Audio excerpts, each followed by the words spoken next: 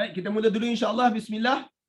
Innal hamdalillah nahmaduhu wa nasta'inuhu wa nastaghfiruh wa na'udzu billahi min shururi anfusina wa min sayyiati a'malina. May yahdihillahu fala mudilla lahu wa may yudlil fala hadiya lahu. Asyhadu an la ilaha illallah wahdahu la syarika lah wa asyhadu anna Muhammadan abduhu wa rasuluhu amma ba'du. Tuan-tuan, hari ini kita berkumpul untuk siri Al-Quran bercerita bahagian ketiga Nabi Yusuf alaihi salam. Kita bercakap tentang maruah Yusuf hari ini. Topik kita hari ini maruah Yusuf. Jom kita recall balik apa yang telah kita bincang pada 2 kelas yang lalu. Pada kelas yang lalu ini adalah rujukan Al-Quran tentang kisah Nabi Ishaq, Yaqub dan Yusuf. Kita akan utamakan Nabi Yusuf yang mana banyak diceritakan dalam surah Yusuf itu sendiri, dan itulah surah utama yang akan kita bahaskan dalam kelas-kelas kita siri Al-Quran bercerita Yusuf ini. Siapa dia Yusuf, tuan-tuan? Jom kita recall. Nabi Yusuf alaihi salam, bila kita semak daripada keturunan Ibrahim, Nabi Ibrahim ada 2 orang anak dia yang popular ini, Ismail dan Ishaq. Daripada Ishaq datangnya Nabi Yaqub alaihi salam, dan Nabi Yaqub itu adalah Israel. Nama lain Nabi Yaqub adalah Israel. Maka daripada keturunan Yaqub itu, Nabi Yusuf alaihi salam adalah anak ke-11 Nabi Yaqub di samping 12 adik-beradik yang lain. Nabi Yusuf adalah anak ke-11 dari 12 adik-beradik. Maksudnya dia ada abang 10 orang dan dia ada adik seorang. Adik dia Bunyamin seorang dan dia ada abang 10 orang. So Yusuf bin Yaqub bin Ishaq bin Ibrahim. So jom kita recall kronologi hidup Nabi Yusuf sebelum dipenjarakan. Sebab kelas lalu ia berakhir dengan Nabi Yusuf masuk penjara. So apa berlaku sebelum Nabi Yusuf dipenjarakan? Mula-mula kisah Nabi Yusuf bermula dengan isu mimpi Yusuf. Yusuf bermimpi dan Yaqub ayah dia minta mimpi itu dirahsiakan. Kemudian abang-abang Yusuf buat komplot, mereka laksanakan komplot itu, mereka buang Yusuf dalam telaga. Yusuf kemudiannya dijual oleh abang-abang dia kepada rombongan musafir. Kemudian rombongan musafir itu membawa Nabi Yusuf pergi ke Mesir. Kemudian di Mesir, Yusuf dijual oleh rombongan musafir itu kepada satu orang yang digelar sebagai Al-Aziz. Al-Aziz. Al-Aziz maksudnya yang dihormati kerana ada kuasa. Ataupun kalau ringkasan dia yang berhormat lah. YB, yang berhormat. Mungkin Al-Aziz ni seorang menteri mungkin. Ataupun satu orang bangsawan dekat Mesir itu digelar Al-Aziz Mesir. So, Yusuf dijual oleh rombongan musafir kepada Al-Aziz Mesir. Kemudian Yusuf digoda oleh isteri Al-Aziz. Kemudian Yusuf digoda pula oleh para perempuan Mesir. Kemudian para perempuan Mesir itu terpotong tangan apa bagai, tuan-tuan tahu cerita tersebut. Mereka masih lagi menggoda. Isteri Al-Aziz pakat pula dengan perempuan-perempuan Mesir ni untuk terus menggoda Yusuf alaihi salam. Yusuf mohon agar dia dijauhkan daripada godaan-godaan ini. Dia rela untuk dipenjarakan. Lalu kisah minggu lepas berakhir dengan Yusuf dipenjarakan buat satu tempoh.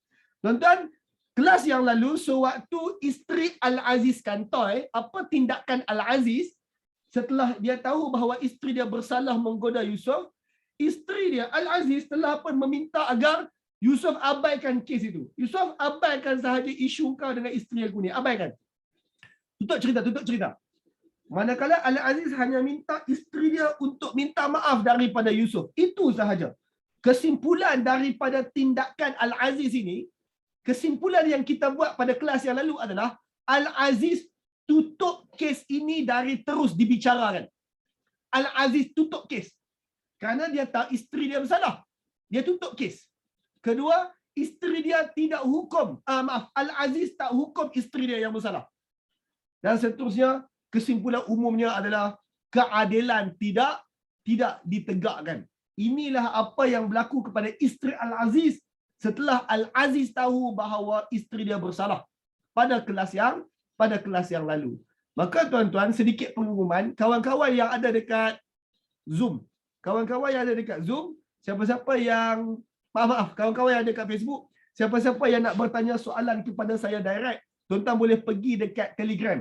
link Telegram tersebut, Usrah Algebra ada dekat komen, saya pin dekat komen, juga ada dekat description video tuan-tuan.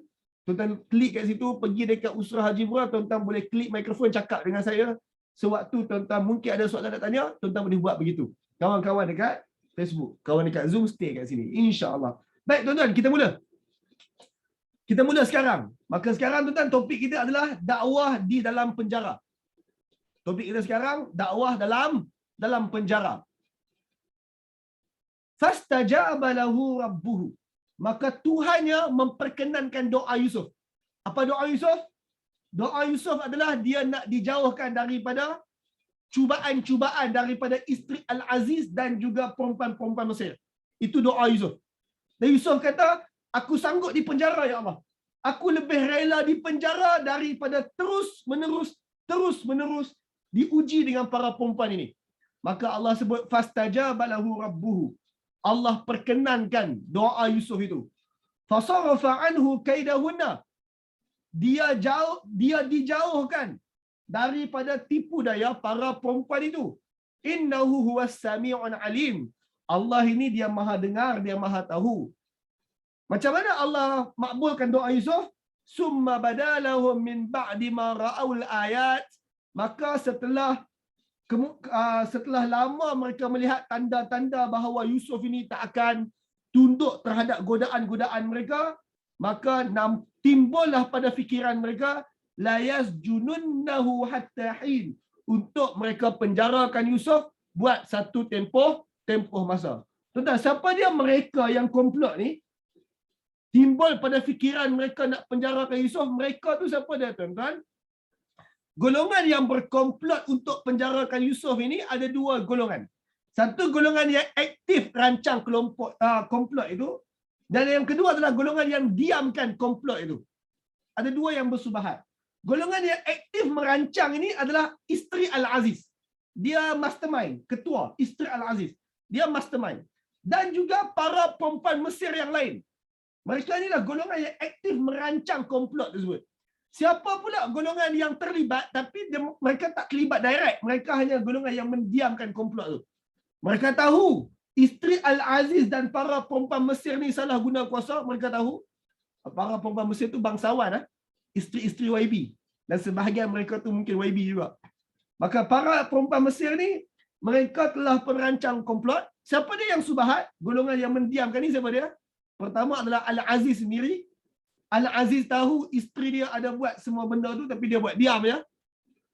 Antara sebab dia buat diam adalah kerana dia nak menjaga maruah dia juga supaya orang tak kata kat dia. Dia diamkan isu tersebut. Dan juga para pegawai penjara. Of course, isteri Al-Aziz dengan para perempuan Mesir ni, mereka tak incas penjara tu sendiri. Ada orang lain incas. Maka para pegawai penjara, warden penjara, semua ni adalah yang bersubahat dengan perkara tersebut. Tuan-tuan, saya tanya tuan-tuan balik. Mereka nak penjarakan Yusuf ni berapa lama? Jawab Azad. Berapa lama? Satu tempoh. Apa dia Kak Sukina ulang balik? Satu tempoh Ustaz. Satu tempoh. Maksudnya kita tak pas, mereka bukan plan untuk penjarakan Yusuf selama-lamanya, tak. Mereka kata hatta hin, sehingga satu tempoh tertentu. So, keadaan Yusuf dalam penjara tu adalah, tuan-tuan, bolehkah kita bawa orang masuk penjara tanpa orang tu sabit bersalah? Bolehkah tuan-tuan? Tak boleh. Satu orang yang kita terus bawa masuk penjara tanpa bicara, tanpa buka kertas siasatan, tanpa apa-apa, itu nama dia zalim. Kita tangkap orang terus masuk penjara, tak sembang pun dah, itu zalim. Dan itulah kezaliman yang isteri Al-Aziz dengan para perempuan Mesir ni buat. Sebab mereka mak datin. Mereka bangsawan, mereka ada kuasa yang boleh diolah demikian rupa. Maka tuan-tuan, orang-orang ini mereka pun masukkan Yusuf dalam penjara dengan bantuan pegawai-pegawai penjara ni, dan mereka masukkan sehingga satu tempoh masa. Bermaksud, mereka masukkan Yusuf 2 minggu, lepas habis 2 minggu, mereka keluar jumpa dekat bilik warden, mereka pun kata, so Yusuf, dah 2 minggu dah masuk penjara, so kau nak tak layan nafsu kami? Kalau kau layan nafsu kami, kau tundukkan diri kau buang ego kau tu, kami akan bebaskan kau dari penjara. Yusuf pun cakap, tak mau. Tak mau masuk balik lagi 2 minggu. Masuk lagi 2 minggu, tergurung 2 minggu, keluar balik. Keluar pun bukan keluar tu keluar dekat bilik meeting ni pun. Maka isteri Al-Aziz tanya, "So you Yusof, sebulan dah masuk penjara ni, you dah makin kendur ke? You dah makin okey ke? Dah menyesal ke?" Yusof kata, "Tak mau. Tak mau masuk penjara balik." Maksudnya tuan-tuan, motifnya bukan nak penjarakan Yusof tu sangat. Motifnya adalah nak bagi tekanan kepada Yusof. Motifnya bukan nak penjarakan Yusof sangat. Motifnya adalah nak beri tekanan kepada Yusof. Maka tuan-tuan, itulah masuk penjara sehingga satu tempoh tertentu. Kalau Yusof nak keluar, anytime Yusof boleh keluar. Dengan cara dia pun kata, "Okeylah, saya relalah untuk memuaskan nafsu mak-mak datin semua, maka saya pun keluar pada penjara." Boleh saja dia buat demikian. Tapi Yusof tak pilih. Yusof tak pilih demikian. Maka tuan-tuan, dia pun pilih untuk masuk penjara. Wa dakhala ma'ahu sijna fatayan. Maka 2 orang budak suruhan, fatayan tu 2 orang, fatayan, 2 orang budak suruhan. Maksudnya 2 orang pelayan masuk penjara itu bersama Yusof. Pelayan siapa? Pelayan siapa? Budak suruhan siapa yang masuk penjara bersama Yusof? Sekarang dia tak bagi tahu. Tapi tuan-tuan, hari ni bila kita membaca ke depan sikit, akhirnya kita tahu bahawa 2 orang pelayan ni adalah budak suruhan raja. Mereka ni adalah pelayan raja. Maka tuan-tuan, dalam penjara tu adalah orang-orang lain yang turut masuk penjara bersama. So, kawan yang kongsi satu sel dengan Yusof tu ada 2 orang. Dan 2 orang ni fatayan. 2 orang pelayan. Dan kemudian kita akan tahu dia pelayan raja. Dalam kitab sirah kita, mereka beritahu bahawa 2 orang pelayan ni adalah satu orang tukang bagi minum raja. Dia pelayan raja, dia tukang tuang ayak kat raja seorang. Yang seorang lagi adalah tukang masak.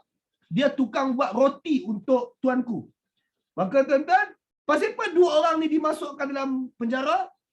Dalam kitab sirah kita bagi tahu kerana 2 orang ni raja dapati ada cubaan untuk meracun raja. Raja dapati ada cubaan untuk meracun raja, 2 orang ni suspek.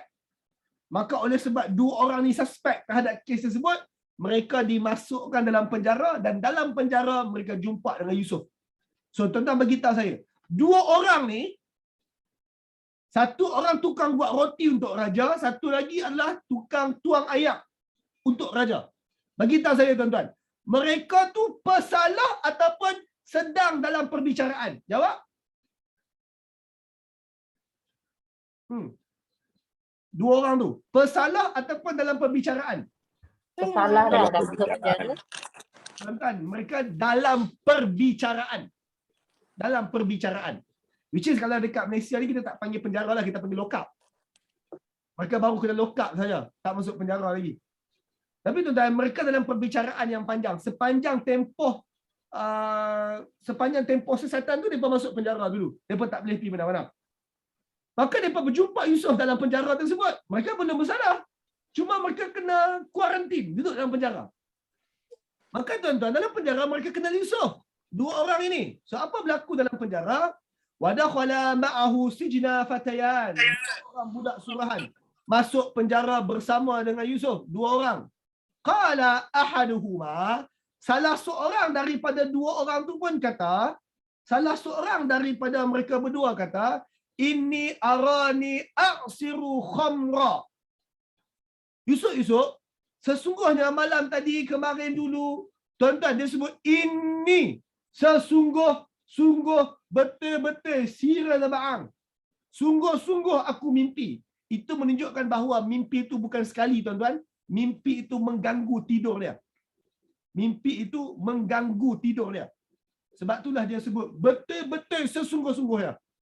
Maka dia bagi tahu, Yusuf, sesungguh-sungguhnya aku mimpi bahawa aku perah anggur.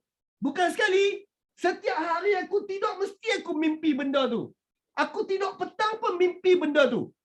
Wa qala al-akhar, orang kedua pula bercakap, bagi tahu kat Yusuf, ini sesungguhnya aku pun sama juga. Setiap malam aku termimpi-mimpi. Apa aku mimpi? Orang kedua pula kata, ini arani ahmilu fawqa ra'si khubza. Yusuf, aku pula mimpi, aku setiap hari mimpi aku bawa roti, aku junjung roti atas kepala aku. Sebab dia memang tukang buat roti, aku junjung roti atas kepala aku. Ta'kulut tayr minhu. Kemudian burung-burung makan daripada roti aku tu. Makan daripada roti yang aku junjung atas kepala tu. So tuan-tuan, ada dua orang kawan ni. Dua orang kawan ni masuk lokap, masuk penjara bersama Yusuf. Dan dua orang ni mengadu mimpi mereka kepada Yusuf. Kemudian tuan-tuan, mereka berkata, Nabi'na bita'wilihi. Cuba kau berita gemparkan kepada kami. Cuba kau bagi tahu dekat kami. Ta'wili. Takwilan mimpi tu. Apa maksud mimpi kami dua orang tu? Cik Abang, pasal apa tiba-tiba dua orang ni boleh pergi tanya Yusuf? Kenapa tiba-tiba mereka pergi tanya Yusuf pasal apa maksud mimpi? Sebabnya tuan-tuan, ayat lepas tu, Inna naraka minal muhsinin. Sebab sepanjang kami duduk dalam penjara ni dengan engkau Yusuf, Inna naraka minal muhsinin. Kami tengok engkau ni satu orang yang pada hemat kami, pada pandangan kami muhsinin. Engkau ni satu orang dari kalangan orang-orang muhsin, orang baik-baik. Kami tengok engkau ni orang yang buat baik. Dan engkau menambah baik dalam penjara ni. Tuan-tuan, bagi tahu saya. Satu orang yang masuk penjara. Dia salah tak salah tu nombor dua, tuan-tuan. Satu orang yang masuk penjara. Kemungkinan dia salah tinggi ke? Kemungkinan dia tak salah tinggi. Jawab. Salah tinggi. Salah tinggi. Kemungkinan salah tinggi. Satu orang yang memang telah pun disumbat masuk penjara sewaktu kes sedang dibincangkan, kes sedang dibicara, kemungkinan paling besar dia memang salah. Itulah kemungkinan paling besar. Sebab tu peruntukan undang-undang, siapa-siapa yang ada tendensi untuk dia memang salah lah, dia tak boleh diikat jamin, memang masuk penjara dulu. Sebab berdasarkan dapatan yang ada sekarang, dia ni somehow terlibat. Cuma tak tahu dia terlibat banyak atau terlibat sikit. Sebab tu masuk penjara terus. Maksudnya, kalau ada 10 orang masuk penjara, 9 orang salah. Hak seorang tu mungkin mangsa keadaan, mungkin tersilap, mungkin ada bukti alibi dan apa-apa. Seorang ya. 10 orang masuk penjara, 9 memang penjenayah, seorang je selamat. Maksudnya tuan-tuan, bila masuk penjara tu 10 orang, antara benda yang mereka akan sembang, kau masuk penjara sebab apa? Kau pula sebab apa? Oh, kau sebab bunuh orang, kau. Oh, kau sebab rogol orang, kau. Oh, kau sebab rompak, kau. Mereka pakat tanya apa habis. Muka kau ni memang muka perompak, tak pelik lah masuk. Oh, muka kau memang muka pencuri, memang tak pelik lah masuk penjara. Muka kau, oh muka kau pembunuh, memang tengok tatu pun tahu lah. Semua orang pakat tahu. Tuan beritahu saya, dalam penjara, orang penjara ni sopan santun ke, mereka pun duk buat kasar ke? Mereka pun sesama mereka pun duk tolak sana, tolak sini, penampak sana, penampak sini, potong barisan, ludah. Beritahu saya, mereka sopan santun ke, mereka pun panggil pelik-pelik ke dalam penjara? Sangat pelik. Penjenayah, terutama sekali hak baru masuk sehari dua hari ni, dalam penjara pun mereka panggil pelik-pelik. Mereka bergaduh sama-sama. Mereka mencarut, mereka meludah sana, meludah sini, kencing tak basuh. Mereka conteng sana, conteng sini. Itulah penjenayah. Terutama dalam penjara pula. Tapi, dalam ramai-ramai penjenayah dalam penjara ni, dua orang ni kata apa? Yang ramai-ramai ni, kami tengok engkau Yusuf tak nampak macam orang jahat. Inna naraka minal muhsinin. Kami tengok engkau adalah orang baik. Tuan beritahu saya. Sekarang tuan beritahu saya. Satu orang baik, dia tengok orang lain baik. Satu orang baik, dia tengok orang lain, dia tu nampak macam baik ya. Dan kita ni orang baik. Dan kita kata dia tu nampak macam baik ya. Dan satu orang lagi, orang jahat, setan gila babinya. Tapi dia kata, wih, orang tu baik ya. Tuan-tuan, siapa kesaksian dia lebih macam mana? Lebih pure, lebih suci. Orang baik yang kata orang tu baik dengan orang jahat yang iktiraf orang tu memang baik. Orang jahat. Orang jahat yang iktiraf orang baik. Jahat. Satu orang jahat yang boleh kata dia tu memang baik. Oh, itu adalah kesaksian yang paling diterima tuan-tuan. Sebab apa? Sebab dia jahat. Dia kenal jahat tu apa? Tapi sepanjang aku duk buat jahat, aku tak pernah tengok orang baik jenis macam ni. Sebab tuan-tuan, kalau lah orang jahat dia jumpa orang baik, alah boleh lah dia belagak baik tu. Bla bla bla bla. Try buat macam ni tengok mesti serban tercabut punya. Orang jahat akan cakap macam tu. Tapi bila mereka duduk dengan Yusuf, mereka kata no. Budak ni memang budak jurus. Budak ni memang budak baik. Budak ni memang satu orang budak yang aku pun pelik pasal apa dia ada kat sini. Yusuf, aku tengok engkau ni orang baik. Kami dua tengok engkau ni orang baik dan engkau ni orang muhsin, orang yang membaiki keadaan. Ingat, muhsin maksudnya soleh, maksudnya baik. Muhsin maksudnya keep improving, makin menambah baik. Bermaksud tuan-tuan, sepanjang Yusuf dalam penjara tu, dia buat muhsin. Dia menambah baik keadaan penjara itu. Mungkin macam ni lah tuan-tuan, mungkin macam ni lah. Dalam Bible ada beberapa contoh bagaimana Yusuf menambah baik keadaan penjara. Contohnya tuan-tuan, dalam Bible dia beritahu kata, Yusuf ni mula-mula makan tak cukup, dia pun minta kat warden supaya makan untuk kawan-kawan penjara dia ni di lebih bermutu lah, roti yang kalian hantar tersebut. Maka orang penjara pun terima pendapat dia dan orang kawan-kawan penjara dia lain pun suka dekat Yusuf ni. Yusuf menambah baik keadaan penjara tersebut. Mungkin bayangkan kalau penjara moden lebih kurang macam ni lah. Boleh tak warden kalau nak panggil kami tak payah jerkah sangat. Warden pun kata okeylah kami tak jerkah lah. Boleh tak warden kami nak main bola lebih setengah jam hari ni. Siapa dia hak tukang handle bagi keadaan penjara lebih baik? Yusuf. Itu versi Bible. Tapi poin dekat sini adalah Yusuf masuk penjara, orang pandang dia satu orang yang muhsin, satu orang yang baik dan dia keep improving keadaan dalam penjara itu. Maka dua orang ni pun kata, Yusuf, kami tengok engkau ni orang baik. Memang kau baik. Sepanjang kena 3, 4, 5 bulan dalam penjara ni kau memang baik. Yusuf, aku mimpi sekian. Apa maksud? Orang ni pula kata, Yusuf, hang ni orang baik. Aku mimpi sekian. Apa maksud? Maka tuan-tuan, ada dua orang yang pandang Yusuf baik dan mereka kongsi mimpi Yusuf tersebut. Maka tuan-tuan, soalan tu direct to the point. Soalannya adalah, aku mimpi sekian. Apa maksud? Itu soalan yang direct to the point. Tapi tuan-tuan kena lihat bagaimana Yusuf ambil manfaat soalan itu, bagaimana Yusuf jawab. Bahagian tu sangat penting. Bagaimana Yusuf jawab. Soalannya direct to the point. Apa jawapan Yusuf? Ini jawapan Yusuf. Qala, Yusuf sebut, la ya'tikuma ta'amun turzaqanihi illa nabba'tukuma bita'wilihi qabla an ya'tiyakuma. Yusuf kata, tidaklah didatangkan makanan apapun kepada kalian berdua, melainkan sebelum makanan tu sampai, aku dah boleh terang dah takwilan makanan tu. Takwilan makanan tu macam mana tuan-tuan? Takwilan makanan maksudnya, tuan-tuan, kalau tuan-tuan ni hak perempuan-perempuan ni, takwil makanan. Macam mana tuan-tuan takwil makanan? Makanan tu baru masak kat dapur kan? Tuan-tuan duduk kat ruang tamu. Macam mana tuan-tuan takwil makanan? Dari bau dia. Cuba komen sikit. Daripada bau tuan-tuan kata apa? Bau ayam goreng ke, bau sambal ke. Bau sedap. Maka tuan-tuan, takwil makanan ni maksudnya apa dia? Dua. Takwil maksudnya apa dia? Beri maksud kepada benda tu. Benda tu tak ada lagi. Benda tu baru abstrak ya. Apa maksud terhadap benda itu Yusuf kata? Dia boleh buat. Yusuf kata, sebelum makanan kalian datang kepada kalian hidang depan mata, aku dah boleh perang dah takwilan makanan tu. Apa maksud takwilan makanan? Contoh, kita duduk dekat sel penjara kita. Yusuf boleh kata, kau cuba tengok pagi ni aku rasa mesti roti kering cicah ayak Milo. Tengok tengok sampai betul roti kering cicah ayak Milo.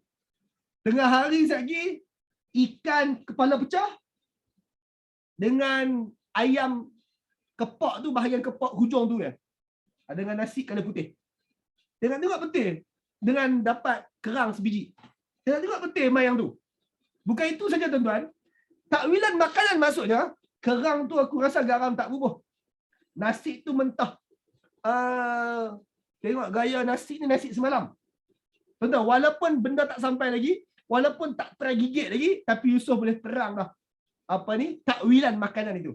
Dan Yusuf kata apa? Mereka tanya soalan, Yusuf, apa maksud mimpi? Yusuf kata, makanan sebelum sampai dekat kalian, aku tahu dah maksud takwilan makanan tersebut. Kemudian Yusuf kata, kita baca balik bahagian barisan bawah. Zalikuma mimma 'allamani rabbi. Kemahiran aku untuk takwil makanan tersebut, kemahiran itu diajar oleh Tuhan aku kepada aku. Takwilan memahamkan aku tentang maksud makanan itu, kemahiran tu Tuhan aku ajar aku. Sekarang tuan-tuan bagi tahu saya, nak takwil makanan dengan nak takwil mimpi, yang mana susah? Takwil makanan dengan takwil mimpi. Takwil mimpi. Takwil mimpi lebih susah. Yusuf nak bagi tahu kata, cik abang, mimpi letak tepi kan? Benda fizikal dulu, makanan. Benda makanan tu pun aku boleh takwil, which is, tuan-tuan, kalaulah kita takwil makanan, tengok sini kalaulah Yusuf ada gitu, dan Yusuf kata, pagi ni, roti kering, seorang dapat 2 keping, cicah ayak Milo. Tuan-tuan, tengok pagi tu datang ayak kopi. So tuan-tuan, boleh tak kita kata Yusuf punya takwilan tu tak betul? Boleh tak cakap itu? Boleh lah. Tapi tuan-tuan, Yusuf nak buktikan dekat 2 orang tu bahawa dia memang mahir. Maka dia pun bagi tahu kata, pagi esok, roti 2 keping dengan ayak Milo. Tengok betul makan benda tu. So 2 orang tu makin percaya dekat Yusuf atau tidak? Ya, makin percaya. Tengah hari satgi dapat kerang sebiji, dapat kepak hujung, dapat timun panjang besar tu. Nasi mentah. Lepas tu timun tu aku rasa dia bagi bahagian hujung saja. Tak masak lagi. Maka tu tengok sampai betul. Lepas tu Yusuf pun kata, okey, telur tu jangan makan. Sebab ni telur semalam, sakit perut kalau makan. Orang lain makan, kita 3 jangan makan. Orang lain semua pakai sakit perut, 3 orang ni tak. Sebab Yusuf dah tahu takwil makanan. Sekarang tuan-tuan, kalau itulah keadaan Yusuf, boleh tak orang tu percaya dekat dia? Jawab. Boleh. Boleh. Cara bagaimana Yusuf build up confident 2 orang tu terhadap diri dia. Selain daripada dia satu orang yang baik, dia juga build up confident dengan tunjuk skill bahawa dia mahir untuk takwil makanan. Dia akan buat begitu. Apa motif? Motifnya adalah, ingat, soalan dia pasal mimpi. Takwil mimpi yang aku akan bagi dekat aku akan jawab untuk engkau tadi. Apa bukti bahawa takwil mimpi aku tu betul? Sebelum kita sembang benda yang lebih sukar, sembang benda yang mudah dulu, takwil makanan. Dan setelah ditakwil makanan 2, 3, 4 kali, dan mereka boleh semak bahawa takwilan Yusuf itu buat, confident level mereka bahawa Yusuf boleh jawab soalan takwil mimpi itu bertambah. Yusuf kata kemahiran tu dia belajar kat mana tuan-tuan? Jawab Ustaz. Allah. Allah. Dari Tuhan dia. Lihat bagaimana Yusuf tak ambil full kredit, Yusuf bagi kredit kepada Allah. Yusuf tak angkat diri sendiri. Yusuf kata kemahiran ni Allah ajar aku. Tuhan aku ajar aku. Bukan aku mahir sangat. Cuma alhamdulillah Tuhan aku ajar aku. Tuan-tuan, daripada isu mimpi, dia bawa orang-orang tu untuk sembang tentang Tuhan. Inni taraktu millata qaum. Bercakap tentang Tuhan, wahai kawan-kawanku sekalian, ini sesungguh-sungguhnya aku. Taraktu millata qaum. Aku telah meninggalkan millah. Millah maksudnya legasi beragama. Bila sebut millah, legasi maksudnya the whole practice. Legasi maksudnya the whole legation. The whole practice. Turun-temurun. Itu maksud legasi. Millah. Inni taraktu millah kaum. Aku telah meninggalkan seluruh legasi beragama orang ramai. Kaum yang ada dekat Mesir, orang ramai yang beragama dekat Mesir tu, aku tinggalkan whatsoever yang mereka buat.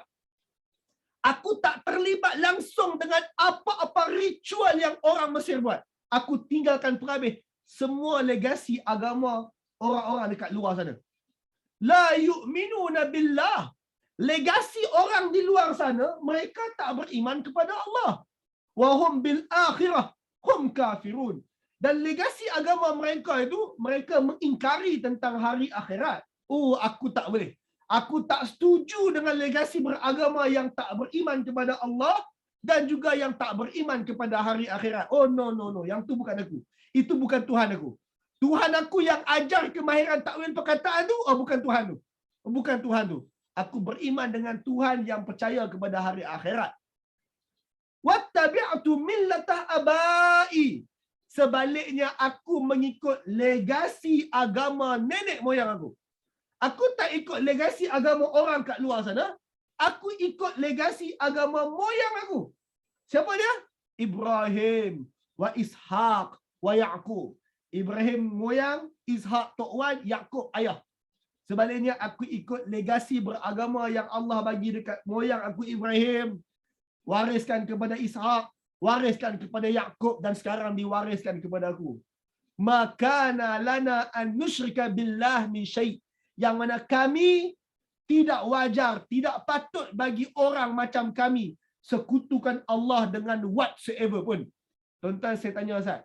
Tak patut orang macam kami. Lana. Orang macam kami. Kami tu siapa dia? Jawab Ustaz. Keturunan Yusuf. Siapa dia kami? Ulang balik. Keturunan Yusuf lah. Ayah dia. Keturunan. Perkataan yang tepat adalah statement akak masjid tu bukan salah, betul? Tuan-tuan ada jawapan lain tak? Legasi Ibrahim. Legasi Ibrahim. Statement tu tepat, ada jawapan lain? Keturunan Nabi. Para Nabi. Ataupun lebih tepat orang yang ada akses terhadap wahyu. Maka tuan-tuan, tak wajar orang macam kami untuk mensyirikkan Allah dengan whatsoever langsung. Siapa kami? Kami adalah Ibrahim. Kami adalah Ishaq. Kami Yaqub. Kami tu Yusuf. Apa persamaan empat orang ni? Mereka of course Rasul. Of course mereka Nabi. Yang pentingnya mereka ada akses kepada wahyu. Orang dekat luar sana sembah berhala, kita faham. Mereka tak ada akses pada wahyu. Semoga Allah ampun. Tapi orang macam kami yang ada akses pada wahyu, yang mana Allah ajar kami melalui wahyu, tak wajar orang macam kami ni untuk syirikkan Allah dengan whatsoever. Dan ingat tuan-tuan, 44 orang yang ada dekat Zoom sekarang, 36 orang yang ada dekat Facebook sekarang, tuan-tuan juga ada akses pada wahyu. Maka sekarang Allah beritahu dekat orang-orang yang ada akses pada wahyu, tak wajar orang macam kami ni untuk mensyirikkan Allah dengan whatsoever langsung. Tak wajar, tak wajar, tak wajar. Sekarang saya tanya tuan-tuan, orang dalam penjara 2 orang tu, mereka ada akses pada wahyu tak? Jawab. Ada. Dia ada. Ada pada Yusuf. Jawapannya sebelum ni tak ada dan sekarang ada melalui Yusuf. Dan itulah apa yang Yusuf sedang buat.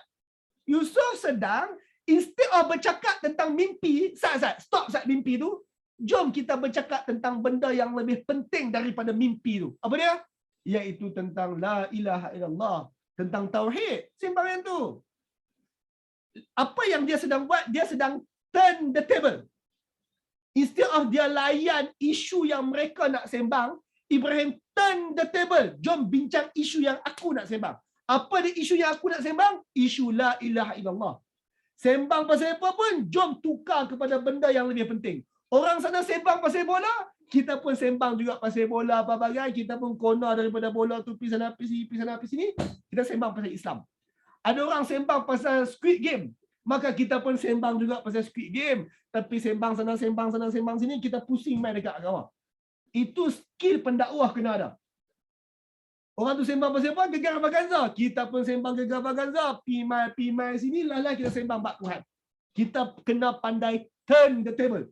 Maka itu apa yang Yusuf buat. Dia sedang bawa orang-orang tu, stop sekejap bincang pasal mimpi, jom sembang pasal benda yang boleh selamatkan kau akhirat. Iaitu tentang Allah Ta'ala. Dan Allah sebut kat sini,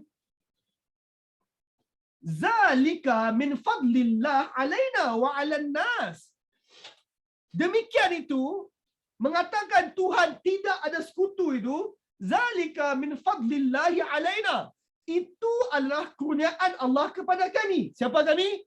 Kami adalah para rasul yang ada akses kepada wahyu.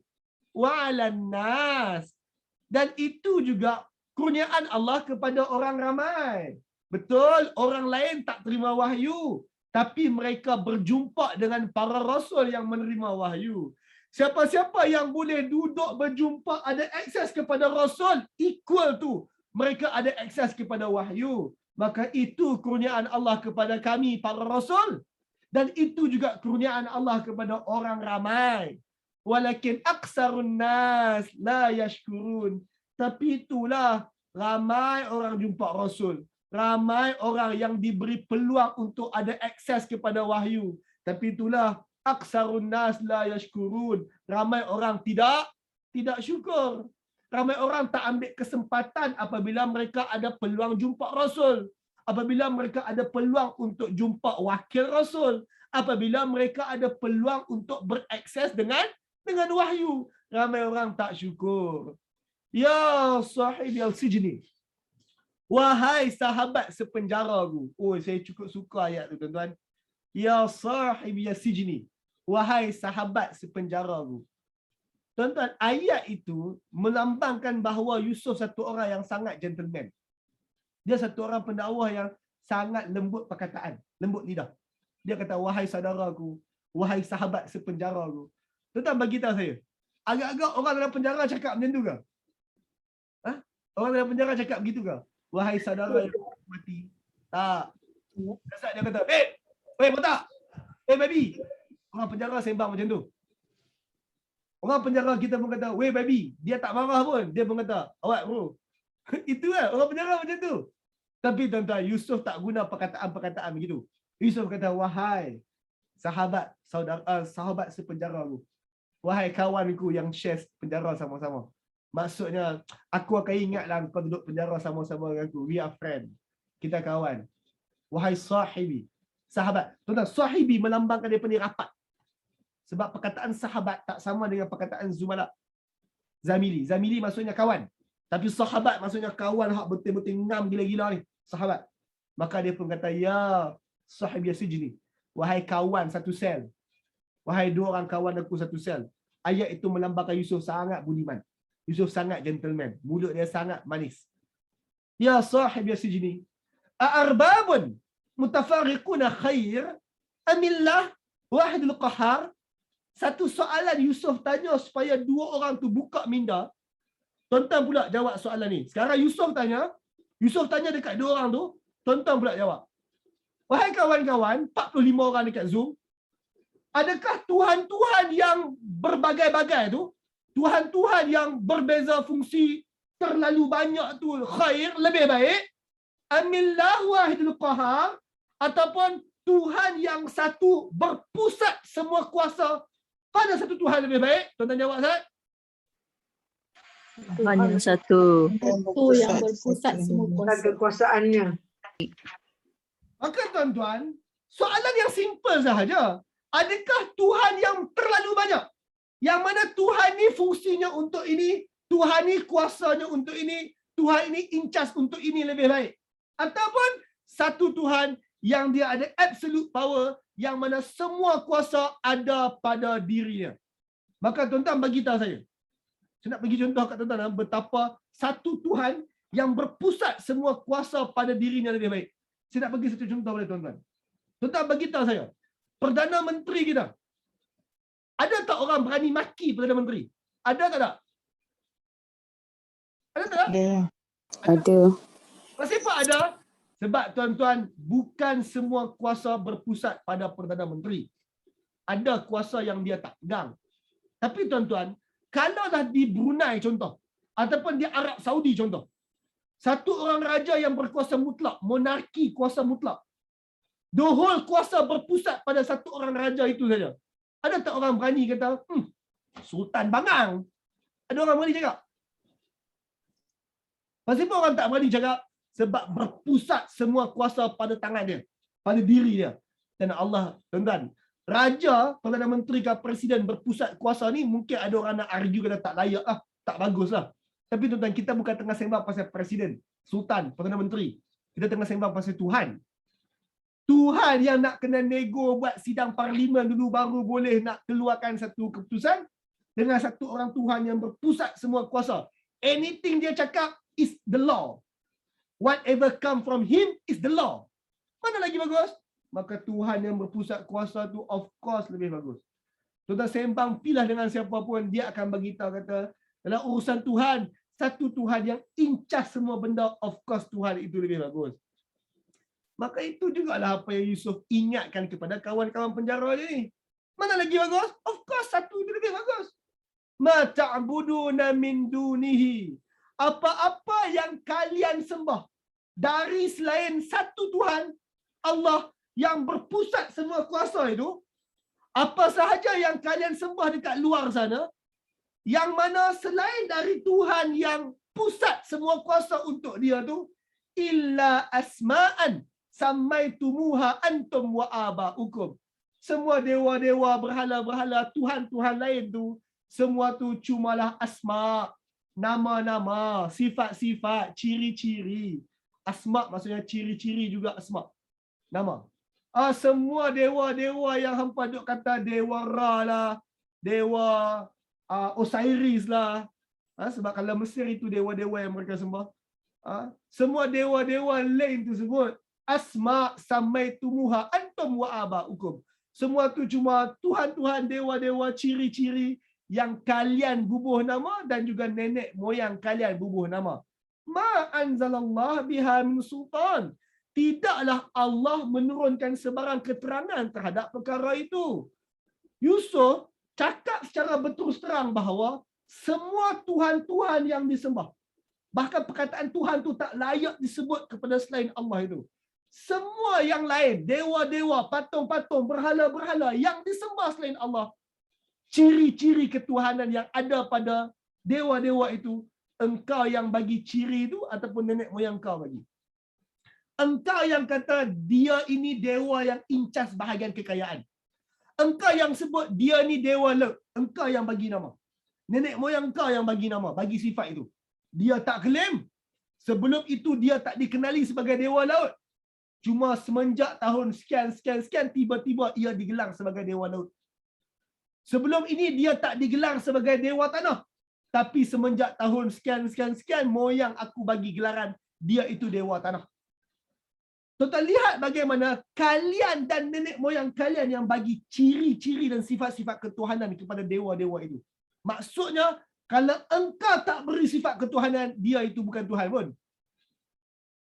Bukti terbaik adalah, tuan-tuan, watak dewa seperti Poseidon, Hades, Thor. Tuan-tuan kenal Thor? Jadi tuan-tuan, Thor tu, bukan yang filem tu. Thor tu memang watak Tuhan Allah. Orang Sweden sembah. Bangsa apa tak, saya tak ingat. Poin dia, dewa-dewa itu hari ni ada lagi tak? Tuan-tuan bagi tahu saya, kenapa hari ni orang dah tak sembah Ra? Sebab apa? Kenapa hari ni orang tak sembah Poseidon dah? Kenapa tuan-tuan? Mana Poseidon pergi? Mana Ra pergi? Mana tuan-tuan bagi tahu? Mati. Perkataan tepat mereka tu wujud pun tak pernah, nak mati macam mana? Tuan-tuan, mana mereka pergi? Jawapannya, mereka tak pergi mana-mana. Yang pergi adalah kalian sudah tidak memberi sifat itu kepada mereka. Mereka tu Tuhan kerana engkau bagi sifat ketuhanan kepada dia. Bila engkau dan generasi yang datang sekarang tidak lagi memanggil dia sebagai Tuhan, maka dia pun tak Tuhan dah. Mana pergi dewa tanah? Semenjak kita berhenti sembah dia, dia tak dewa tanah dah. Engkau yang memberi sifat tu kepada dia. Bukan dia sejak azali lagi bahawa dia memang Tuhan dah. Sebab itu tuan-tuan, apabila setiap orang boleh memberi ciri ketuhanan kepada sesuatu, sebab itu dah sampai hari ini, kita berjalan tengah jalan, tak ada apa, tiba-tiba minggu depan kita berjalan, tiba-tiba busuk tu jadi tempat sembahyang lah. Why? Sebab dia kata, oi busuk ni busuk keramat. Soalan, siapa dia yang boh nama bagi sifat bahawa busuk ni busuk keramat? Kau? Kita berjalan buah pokok tu 10 tahun dah. Bila pokok tu bertambah besar, ada orang pergi ikat kain, lepas tu pergi letak makanan, pergi puja pokok tu. Kita pun tanya apa siapa? Oi, pokok ni penunggu hutan. Soalan, sejak bila pokok tu jadi penunggu hutan? Sejak engkau bubuh nama. Sejak engkau memanggilnya penunggu hutan. Maka tuan bagi tahu saya, kalau kita biarkan manusia tentukan ciri-ciri ketuhanan dan manusia yang memberi nilai-nilai ketuhanan kepada itu dan ini, bagi tahu saya, di masa depan akan ada Tuhan baru tak? Jawab. Sentiasa ada. Sentiasa Ya, ada. baru dan ciri baru dan juga Tuhan baru. Maka tuan-tuan, saya nak tinggalkan bahagian ini dengan dua perkataan. Which is dua perkataan ni saya dah sebut dalam Tadabbur Kontot baru-baru ni. Sebab baru-baru ni kita baca ayat yang lebih kurang sama daripada surah An-Najm. Sebut surah An-Najm, sebahagian tuan-tuan akan masuk surah An-Najm nanti. Sebahagian ni disebut dalam surah An-Najm juga. Allah sebut apa? Tuan-tuan dengar sini. Tuhan tidak ada origin story. Apabila ada Tuhan yang ada origin story. Maksud origin story adalah suatu masa dahulu lahirlah seekor Tuhan. Seorang Tuhan yang berkepala gajah. Bila ada origin story, maka dia bukan Tuhan. Sebab bila dia ada origin, maksudnya ada orang yang mulakan Tuhan tersebut. Maka dia bukan Tuhan. Apabila Tuhan ada origin story, semenjak tahun sekian dia disembah, maka dia bukan Tuhan. Sebab Tuhan tak ada origin story. Jelas tuan-tuan? Dan tuan-tuan, Tuhan itu yang kena beritahu sifat dia. Bukannya kita pula yang memberi sifat kepada Tuhan. Sebab itu tuan-tuan, dalam agama Islami, kita tak mereka-reka sifat tentang Allah. Sebaliknya Allah yang cerita dekat kita tentang sifat-sifat dia. Dia cerita kat kita bahawa dia Ar-Rahman, Ar-Rahim, Al-Malik, Al-Qudus, As-Salam. Dia cerita kat kita. Kita tak perlu reka-reka beri nama kat dia. Sebab apa? Sebab Tuhan bukan kerja kita untuk memberi sifat. Memberi asma kepada Tuhan. Jelas bahagian tu? Maka tuan-tuan, Yusuf sambung. Innil hukmu illa lillah. Buat keputusan ni adalah hak Allah. Urusan beragama ni bukan moyang kamu dan bukan kamu yang tentukan. Siapa tentukan? Innil hukmu illa Allah. Illa lillah. Yang buat keputusan tentang syariat agama apa bagai ni adalah Allah. Amara alla ta'budu illa iyyahu. Maka keputusan Allah adalah hendaklah dia perintahkan kita, hendaklah kalian mengabdikan diri tidak lain hanya kepada Allah semata-mata Allah. Zalika dinul qayyim. Itu agama yang tertegak. Itu agama yang perlu kita perjuangkan. Itu agama yang perlu kita sebar dekat orang. Walakinna aksarun nas la ya'lamun. Tapi itulah kawan-kawan sepenjara aku, itulah kawan-kawan, ramai lagi orang dekat luar sana tak tahu. Benda tu ramai lagi orang dekat luar sana tak tahu. Maka tuan sekarang bagi tahu saya. Sekarang 2 orang dalam penjara itu, mereka dah tahu ke? Belum tahu. Dalam penjara tu mereka dah tahu atau belum tahu? Dah tahu setelah Yusuf bagi tahu. Sekarang, tadi mereka tak tahu. Sekarang mereka dah tahu apabila Yusuf beri tahu. Sekarang tuan-tuan kena tunjuk Ustaz, apa Yusuf buat. Yusuf sedang turn the table daripada soalan asal. Tuan-tuan masih ingat ke soalan asal dia apa dia? Soalan dia tanya pasal mimpi. Tapi tuan-tuan sampai sekarang Yusuf tak jawab. Kenapa Yusuf tak jawab? Nabi Yusuf. Apa dia Kak Nasiah? Kenapa Yusuf tak jawab?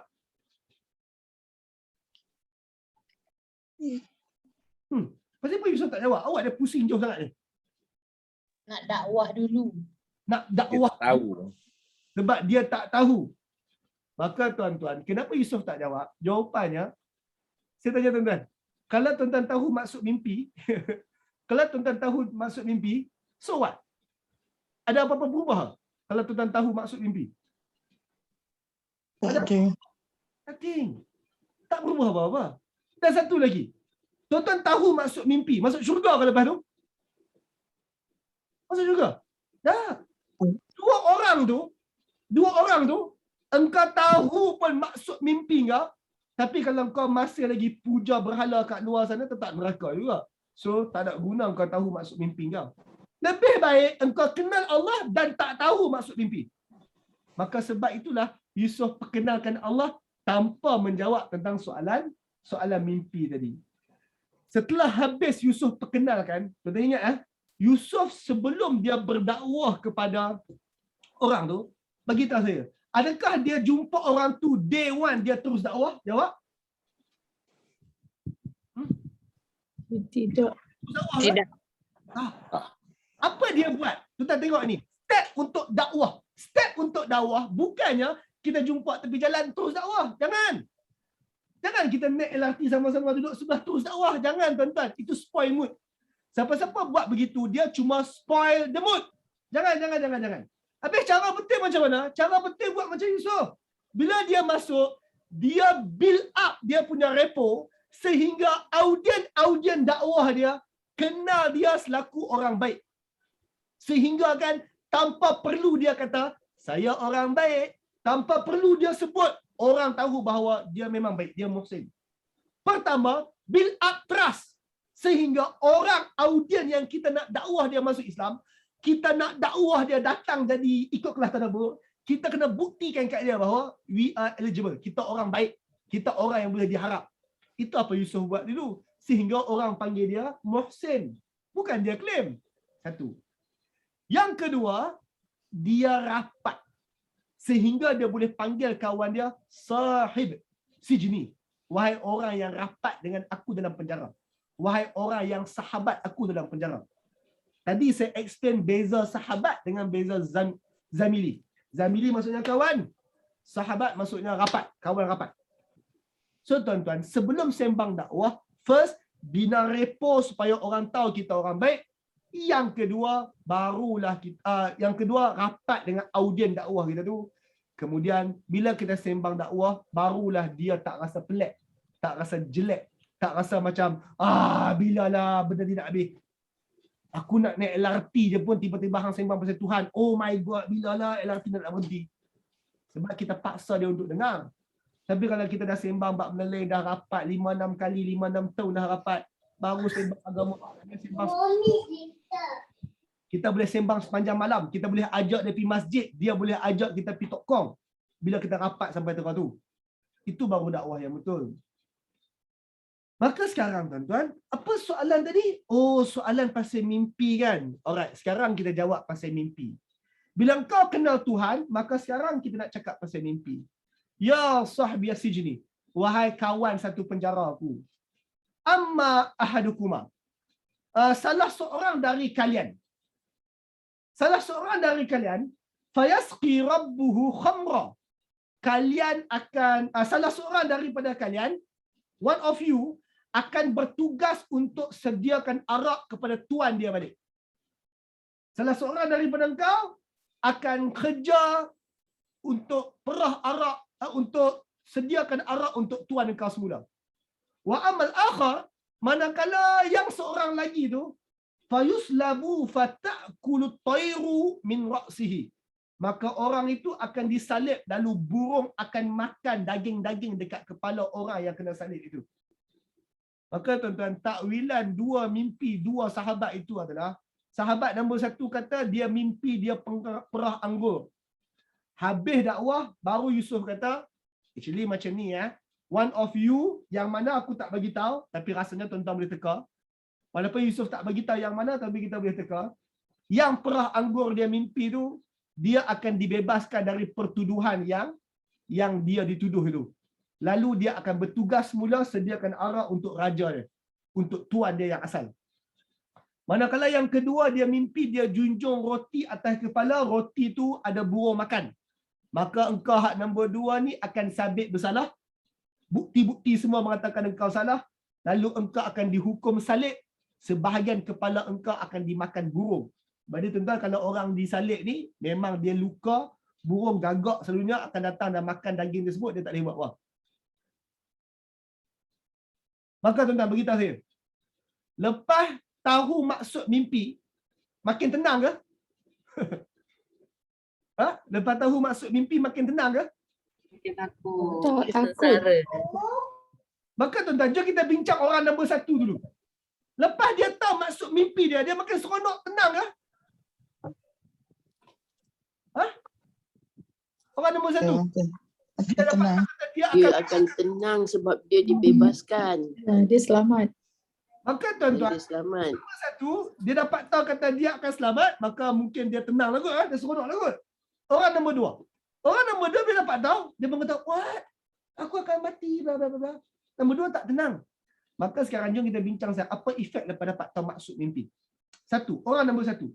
Orang nombor satu, dia akan dibebaskan tu, akan tu cerita masa depan, tuan-tuan. Tuan-tuan beritahu saya, bila kita sembang cerita tentang masa depan, dengar sini Bila kita sembang cerita tentang masa depan, contoh kita beritahu ke anak kita, ayah akan bawa kamu pergi Disneyland. Bila? Nanti ayah akan bawa kamu pergi Disneyland. Bila cuti. Maka tuan-tuan datang hari Sabtu Ahad, cuti. Tengok-tengok kita tak bawa dia pergi Disneyland. Dia kata, oh minggu depan kot. Mai lagi Sabtu Ahad. Tengok tak bawa juga. Mai lagi Sabtu Ahad. Tak bawa juga dia pergi Disneyland. Tapi kita janji cuti kita bawa pergi Disneyland. Cuti tengah tahun, tak bawa. Cuti hujung tahun, tak bawa. 5 tahun lepas tu baru kita bawa. Maka soalan saya tuan-tuan. Bila itu mimpinya, which is dia tahu tentang masa depan, adakah dia bahagia menunggu mimpi dia makbul? Jawab.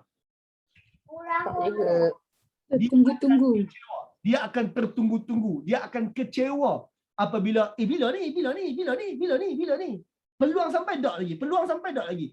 Orang tersebut boleh bayang dengan setiap kali warden hak paling besar tu mai, dia pun kata, aku dah kot. Dia nak umum kata aku keluar dah kot. Oh bukan. Lepas tu ada warden tu mai lagi, dia kata, aku kot, hari ni kot. Oh bukan lagi. Bila ni? Tuan-tuan, itu hidup dia. Lepas dia tahu kata dia akan bebas. Orang nombor dua makan tak lalu dah. Lena pun tak lena dah. Silat-silat orang nombor 2 kata, warden, memang saya yang beracun tu. Dia mengaku tu. Why? Sebab dia tahu masa depan dia akan mati. Siap-siap dia mengaku.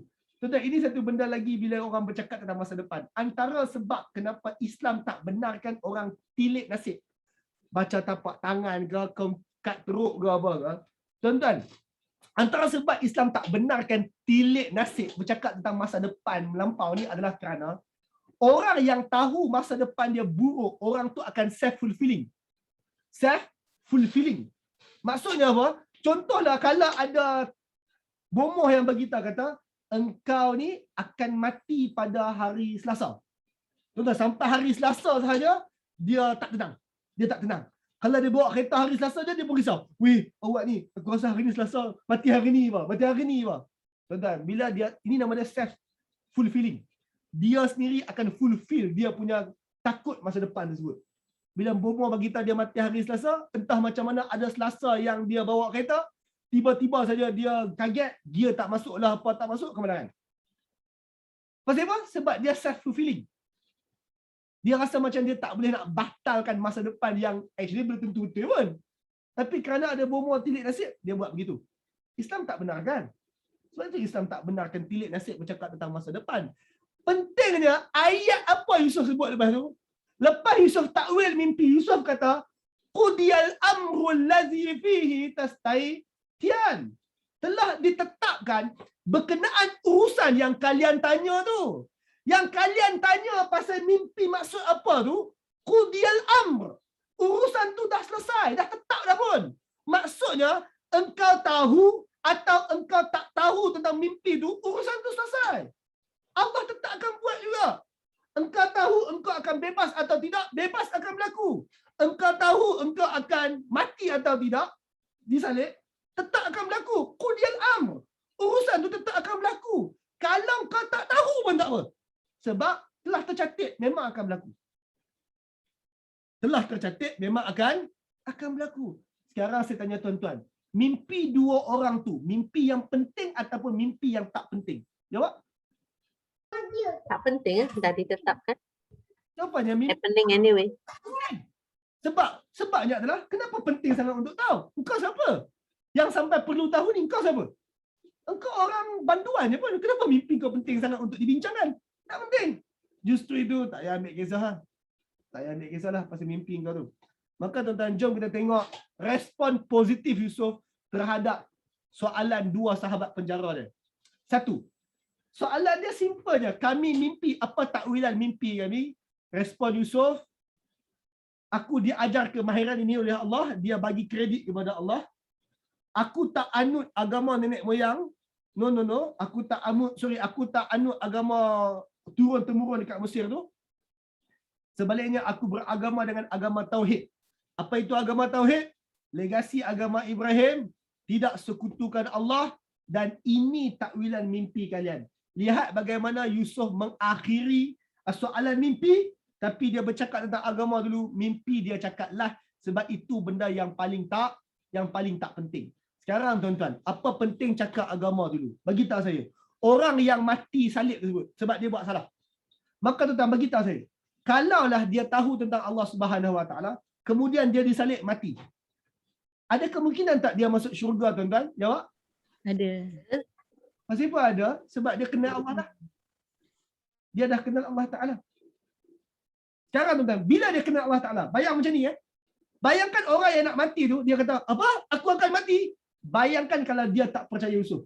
Tapi dia percaya Yusuf sebab Yusuf telah buktikan dia mahir takwil perkataan. Dia mahir takwil makanan. So memang dia percaya Yusuf. Tapi bayangkanlah kalau dia tak percaya Yusuf. Tapi entah macam mana, guard pun datang, guard kata, kau datang sini. Oh, kami ada bukti kata kau buat. Bayangkan kalau orang itu ditarik nak pergi dekat tali apa? Dekat salib.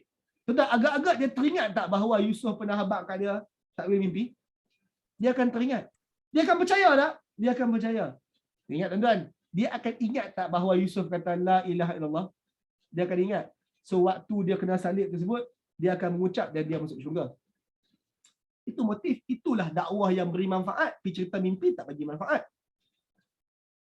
Sama juga dengan orang nombor 2, orang nombor 1. Orang nombor 1, dia kata, apa akan bebas? Anggaplah dia tak percaya Yusuf. Tapi tuan-tuan, pada hari dia dibebaskan, dia akan teringat tak? Woi, Yusuf betul lah. Aku dibebaskan lah. Woi, Yusuf betul lah aku dibebaskan. Wow. Maka dia akan ingat bahawa Yusuf mahir takwil mimpi tu sebab Tuhan Yusuf ajar. Tuhan yang mana? Tuhan la ilaha illallah. Tuhan yang tak disembah melainkan hanya Allah sahaja. Itu baru ada fungsi. Maka tuan-tuan, Yusuf sekurang-kurangnya dia menyelamatkan 2 orang tersebut. Kemudian Yusuf pun pergi cakap dekat orang yang pertama tadi. Wa qala lillazi zanna annahu najim minhuma. Yusuf berkata kepada orang yang dia yakin bahawa akan dibebaskan tu. Baik, bila kau bebas nanti, uzqurni inda rabbik. Engkau cerita tentang aku. Ingat tau, lepas kau keluar esok, engkau cerita tentang aku kepada Tuhan engkau. Bila aku bebas esok, kau bebas esok, engkau cerita dekat Tuhan kau tentang aku. Kau cerita tahu. Fa'ansahu syaitanu zikra rabbih. Tapi orang itu dilupakan oleh syaitan untuk dia cerita tentang Yusuf kepada Tuhan dia. Falabisa fi sijni bi'da sinin. Lalu Yusuf pun tinggal dalam penjara untuk bid'ah sinin, untuk beberapa tahun lagi. Tuan-tuan, perkataan bid'ah sinin, bid'ah maksudnya antara 3 hingga 9. So Yusuf pun kekal dalam penjara lingkungan 3, 4, 5 hingga 9 tahun lagi lepas orang tu dibebaskan. Tuan-tuan, bagi tahu saya, kenapa orang tu bebas dan dia lupa Yusuf? Sebab apa? Sebabnya hari ni takwil mimpi, bukan esok bebas. Kalau hari ni takwil, esok bebas, mungkin dia ingat. Tapi hari ni takwil mimpi, entah 3 minggu, 4 minggu, sebulan, 2 bulan, setahun, baru bebas. Maka dia lupa nak cerita kat tuan dia bahawa saya kenal satu orang nama Yusuf. Dia takwil mimpi, kata saya bebas. Oh, baru teringat. Dia lupa. Syaitan melupakan orang itu untuk cerita tentang Yusuf. Maka tentang ini satu lagi penyakit, lupa. Tuan-tuan, dalam Quran beberapa tempat bercakap tentang lupa. Dulu kita bercakap tentang Nabi Adam AS dan Allah sebut Adam lupa.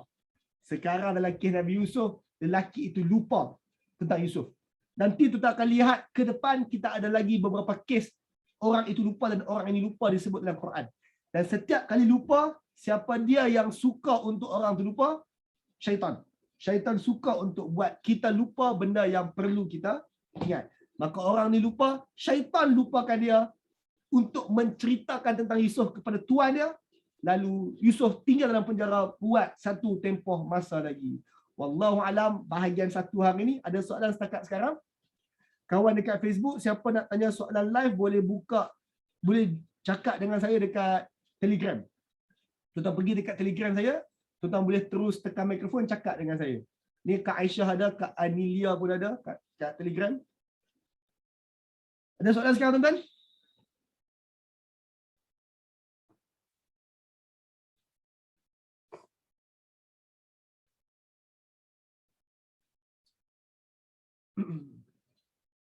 Alright? Tak ada soalan? Tak ada soalan. Bahagian kedua hari ini adalah mimpi Raja Mesir. Mimpi Raja Mesir. Raja Al-Malik. Al-Malik adalah raja bahasa Melayu. Wa qala Al-Malik. 2-3-4 tahun lepas cerita dalam penjara tadi, satu hari, wa qala Al-Malik. Raja Mesir cakap satu benda. Raja Mesir cakap apa? Inni ara sab'al baqaratin simanin ya'kuluhunna sab'un ijah. Sesungguhnya, tuan-tuan, sekali lagi ada perkataan ini, sesungguh-sungguh betul-betulnya. Sama macam orang dalam penjara tadi, mereka pun mimpi, mereka sebut ini betul bang aku nampak. Menunjukkan bahawa mimpi ni raja tu mimpi sekali sahaja ataupun 2, 3, 40 kali sehingga mimpi, tidur baginda terganggu. Jawab. Berapa kali? Banyak kali. Orang raja ini mimpi benda sama banyak kali. Ada 2 mimpi dan dia mimpi banyak kali. Tidur baginda terganggu. Maka satu hari raja ni jumpa menteri-menteri dia. Raja ni kata, inni ara sab'al baqaratin simanin ya'kuluhunna sab'un ijah. Beta mimpi 7 ekor lembu betina gemuk dimakan 7 ekor lembu betina kurus. Tuan-tuan, cuba tuan-tuan bayang dekat otak tuan-tuan. 7 lembu betina gemuk dimakan 7 lembu betina kurus. Tuan-tuan, nak bayang lembu kurus makan lembu gemuk tersebut, nak bayang pun sukar lah. Sebab benda tu bukan kita pernah tengok. Benda tu sukar dibayangkan. Itulah mimpinya. Mungkin mimpi dia tu 18 SG lah kot. Seram dan ganas. Kepala cabut, wallahu a'lam lah. Tapi yang pentingnya dia terganggu dengan mimpi tu. Wa sab'a sumbulatin khudrin wa akhara yabisat. Kemudian beta mimpi 7 tangkai hijau dan 7 tangkai yang lain pula kering. Mimpi banyak kali sangat benda yang sama.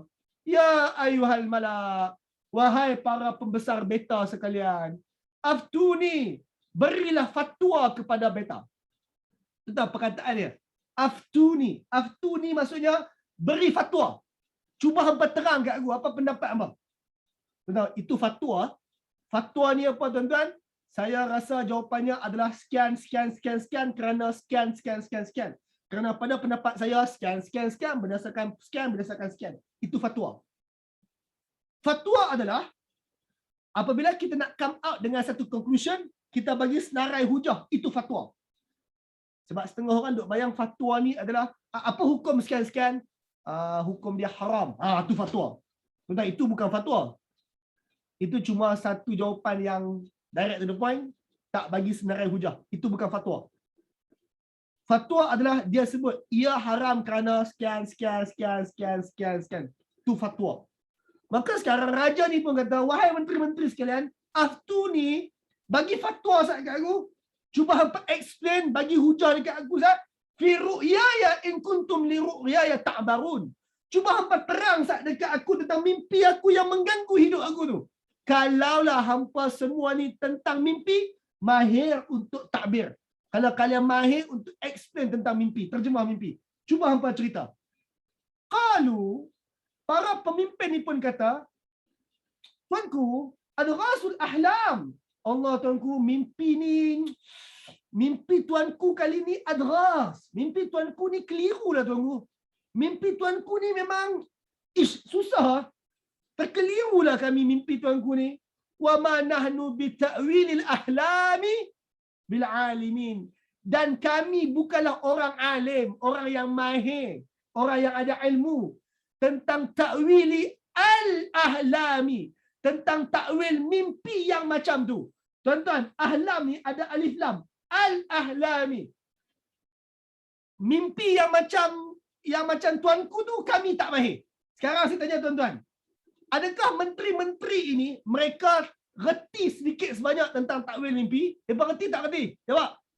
Reti. Sebab tu tuanku tanya mereka. Okey, cuba bagi fatwa kat aku. Mimpi macam ni apa maksud? Maka seorang ni pun buka kitab takwil mimpi. Dalam kitab takwil mimpi saya syllabus tak ada mimpi macam ni. Hang ada tak? Hang belajar Oxford kan? Orang ni pula, aku belajar Oxford, buku ni, kitab ni, tak ada juga lah mimpi macam tuanku. Orang ni pula, aku pun tengok-tengok tak ada. Saya tengok bintang, tilik bintang, tengok tapak tangan tuanku pun tak jumpa dalam takwil mimpi macam tuanku. Kalau mimpi hak macam lain, kami tahu. Sebab kami orang yang mahir takwil mimpi, kami tahu. Tapi mimpi hak macam tuanku ni, adras, keliru lah. Susah mimpi tuanku ni, tak ada dalam buku teks. Kami tak mahir, kami tak erti. Maka tuanku hak ni, kami tak erti, tuanku kena cari pakar lain ni. Kena cari pakar lain. Maka tuan-tuan kena faham bahawa, sebentar satu lagi tuan-tuan kena faham. Orang Mesir, bahkan memang masyarakat musyrikin ni, mereka memang beranggapan bahawa Tuhan bercakap dengan mereka melalui mimpi. Mereka beranggapan bahawa Tuhan bercakap dengan manusia antara lain melalui mimpi. Dan sebab itu mereka rasa mimpi mereka tu something to do. Mimpi mereka tu adalah alamat dari Tuhan. Sebab tu mereka nak tahu maksud. Maka sekarang mereka kata, tuanku kami tak apa nak faham mimpi yang macam ni. Sedang-sedang mereka bincang tentang mimpi tersebut. Siapa ada? وَقَالَ الَّذِي نَجَا مِنْهُمَا وَادَّكَرَ بَعْدَ أُمَّةٍ. Lalu orang yang dibebaskan tak berapa lama tu, ingat kawan Yusuf? Kawan Yusuf hak seorang tu? Orang yang dibebaskan dari penjara tu pun tiba-tiba dia dakar. Saya tanda tuan-tuan, dakar. Tetapi selalunya, kalaulah ingat adalah zikir. Zakara. Zikir. Zakara. Itu adalah ingat. Zal. Tapi tuan-tuan, Allah tak guna perkataan dal. Allah guna perkataan dal. Zakara. Maaf. Selalunya guna perkataan zal. Zakara. Tapi dekat sini Allah hanya guna perkataan dal sahaja. Sistem bahasa Arab ni tuan-tuan, apabila sistem bahasa Arab, bila diringkaskan sesuatu benda yang sukar disebut, maksudnya yang sama tapi dengan efek yang kurang. Contoh, bila sebut zakara, zakara maksudnya ingat, zikir, tuan-tuan sebut zikir-zikiran. Tuan-tuan nak sebut zakara, cara sebut dia macam ni. Zal, zakara. Senang sebut ke susah sebut? Zakara. Susah sebut. Maka bila diringankan cara sebutan, dakara. Instead of zakara, sebut dakara. Sistem bahasa Arab, apabila satu perkataan itu dimudahkan cara sebut, maksudnya sama, cuma diringankan cara ingat. Maksudnya kalau zakara ni ingat sungguh-sungguh, dakara ni setakat ingat hujung-hujung lah. Ingat sikit-sikit lah. Kawan ni lupa tentang Yusuf. Lupa sungguh tentang Yusuf. Hari tu bila orang-orang tu duk sembang pasal mimpi-mimpi, kerja dia tuang ayak untuk tuanku, tuang arak untuk tuanku. Bila kerja dia tuang arak untuk tuanku, dia dengar kata mimpi sekian-sekian tak mahir berbagai ni, tiba-tiba orang ni dakara tentang Yusuf.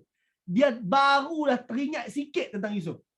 Maka saya tanya tuan-tuan, orang ni memang lupa sungguh pasal Yusuf ke? Ataupun ada juga teringat, cuma saja buat lupa. Lupa sungguh. Sehingga kan hari tu dia hanya dakara tentang Yusuf. Dia hanya ingat sikit pasal Yusuf. Maka orang ni kata apa? Tuanku nak tahu pasal mimpi tadi ke?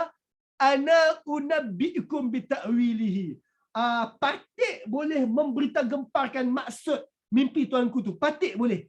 Tapi bukan patik buat. Patik tak mahir sangat. Fa'arsiluni. Boleh tak tuanku hantar patik? Utuskan patik untuk pergi cari jawapan dia? Hantar patik. Apa maksud hantar patik? Fa'arsiluni. Hantar saya. Sebab tuan-tuan, budak ni nak pergi mana? Dia nak pergi mana tuan-tuan? Penjara cari Penjara. Agak-agak bolehkah dia tiba-tiba je berjalan kaki pergi penjara jumpa Yusuf? Mana boleh? Maka dia kata macam ni tuanku. Saya kenal satu orang dulu, saya mimpi dalam penjara dulu, saya mimpi sekian. Dia takwil kata saya akan bebas. Tengok lepas tu betul saya bebas tuanku. Tapi saya lupa nak cerita selama ni, hari ni baru teringat. Tuanku, kalau tuanku nak try, saya boleh pergi tanya dia apa maksud mimpi tuanku. Tapi boleh tak tuanku hantar patik? Maksudnya, tulis surat sikit ke? Minta ada pengawal iring ke? Boleh tak tuanku? Tuanku hantar patik. Nanti bila patik jumpa dia, kami kenal kau punya, kau ambil, nanti saya cerita kat tuanku. So boleh tak tuanku? Boleh tak tuanku? Boleh tak? Maka tuan-tuan, utusan itu pun pergi bertanya kepada Yusuf. Tuan-tuan, dia ni ada buat salah kat Yusuf tak? Tuan-tuan jawab. Ada buat salah? Lupa. Budak ni lupa. Bila dia lupa tuan-tuan, dia pun jumpa Yusuf. Bila dia jumpa Yusuf, Yusuf, ayuhas siddiq. Yusuf, my friend. Yusuf, wahai orang yang benar. Tuan-tuan, dia sebut Yusuf, wahai orang yang benar. Yelah, benarlah kau dah keluar. Kau keluar lupa aku. Jumpa aku balik. Tiba-tiba kita panggil puji lah. Jet lah sikit. Kipas lah sikit. Dia kipas Yusuf. Dia kata, Yusuf, ayuhas siddiq. Wahai Yusuf, wahai my friend. Oh, kau ni memang pakar lah Yusuf. Kau memang power lah Yusuf. Kau memang baik lah Yusuf. Kau memang bla bla. Dia puji Nabi Yusuf AS. Dia kipas Yusuf.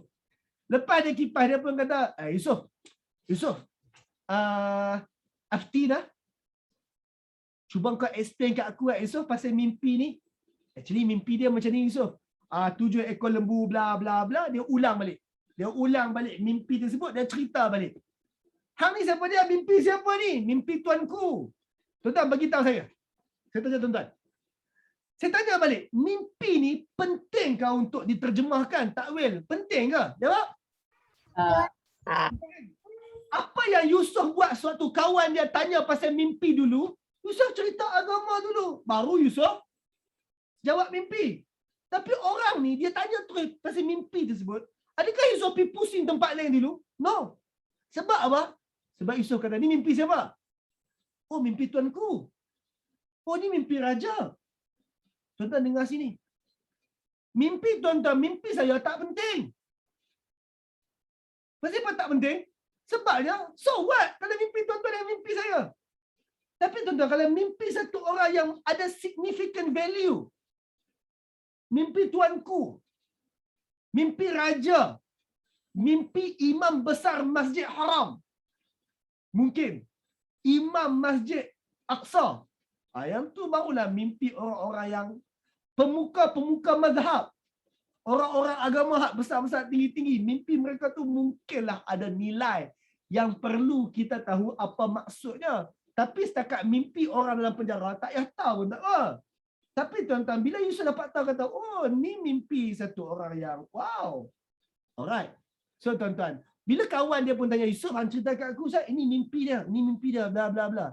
La'alli, hang cerita kat aku, supaya aku boleh arji'u ilan nas, aku balik jumpa orang-orang tadi, menteri-menteri tadi, la'allahum ya'lamun, moga-moga mereka dapat tahu tentang perkara tersebut. Tuan-tuan, soalan saya, adakah Yusuf jawab?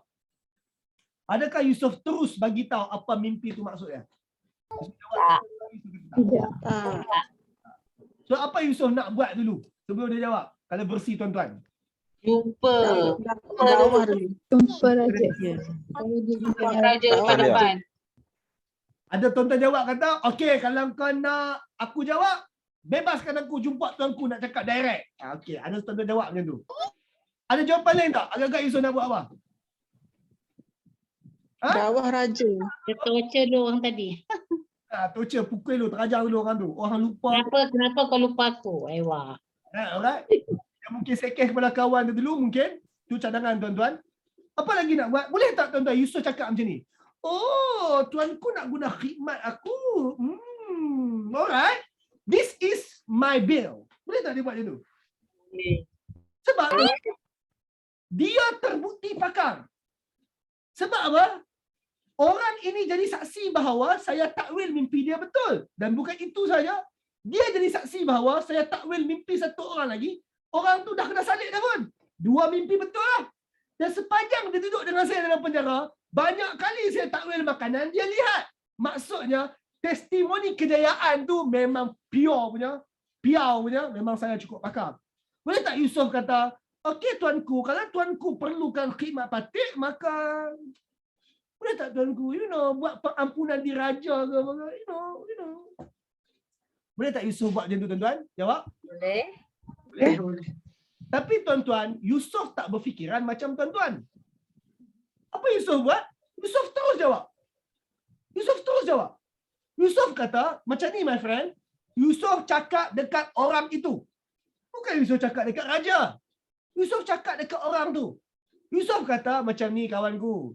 Tazra'una sab'a sinina da'aba. Hendaklah kalian cucuk tanam selama 7 tahun yang subur. Fama hasadtum fazaruhum fi sumbulah. Dalam masa 7 tahun ni, apa-apa yang kalian tuai, jangan ambil perhabis. Biarkan dekat tangkai. Bila contoh tanam kurma. Bila tanam kurma, jangan tuai perhabis. Korang tuai, biar dia masih kekal di tangkai dia. Kalau tu tak ambil buah pelam tu jangan potong tangkai dia. Stay lagi dekat tangkai dia. Padi ke apa ke, buat macam tu. Fama hasadtum fadharuhu fi sumbulah. Apa-apa yang kalian tuai, jangan tuai berhabis, biar dia masih di tangkai. Potong sekali dengan tangkai-tangkai. Illa qalilan mimma ta'kulun, melainkan sedikit kalian makan. Summa, kemudian ya'ti min ba'di zalika sab'un syidad. Kemudian setelah habis tempoh itu, datang 7 tahun yang teruk. 7 tahun yang ekonomi merudum. Kemarau teruk. Ya'kulna ma qaddamtum lahunna. 7 tahun yang teruk itu, kalian makan benda yang kalian simpan tu. Kalian makan kakao. Memang bajet defisit. Korang terpaksa laburkan cairkan aset. Korang terpaksa makan defisit gila-gila punya. Kalian akan habiskan semua simpanan-simpanan tersebut. Illa qalilan mimma tuhsinun.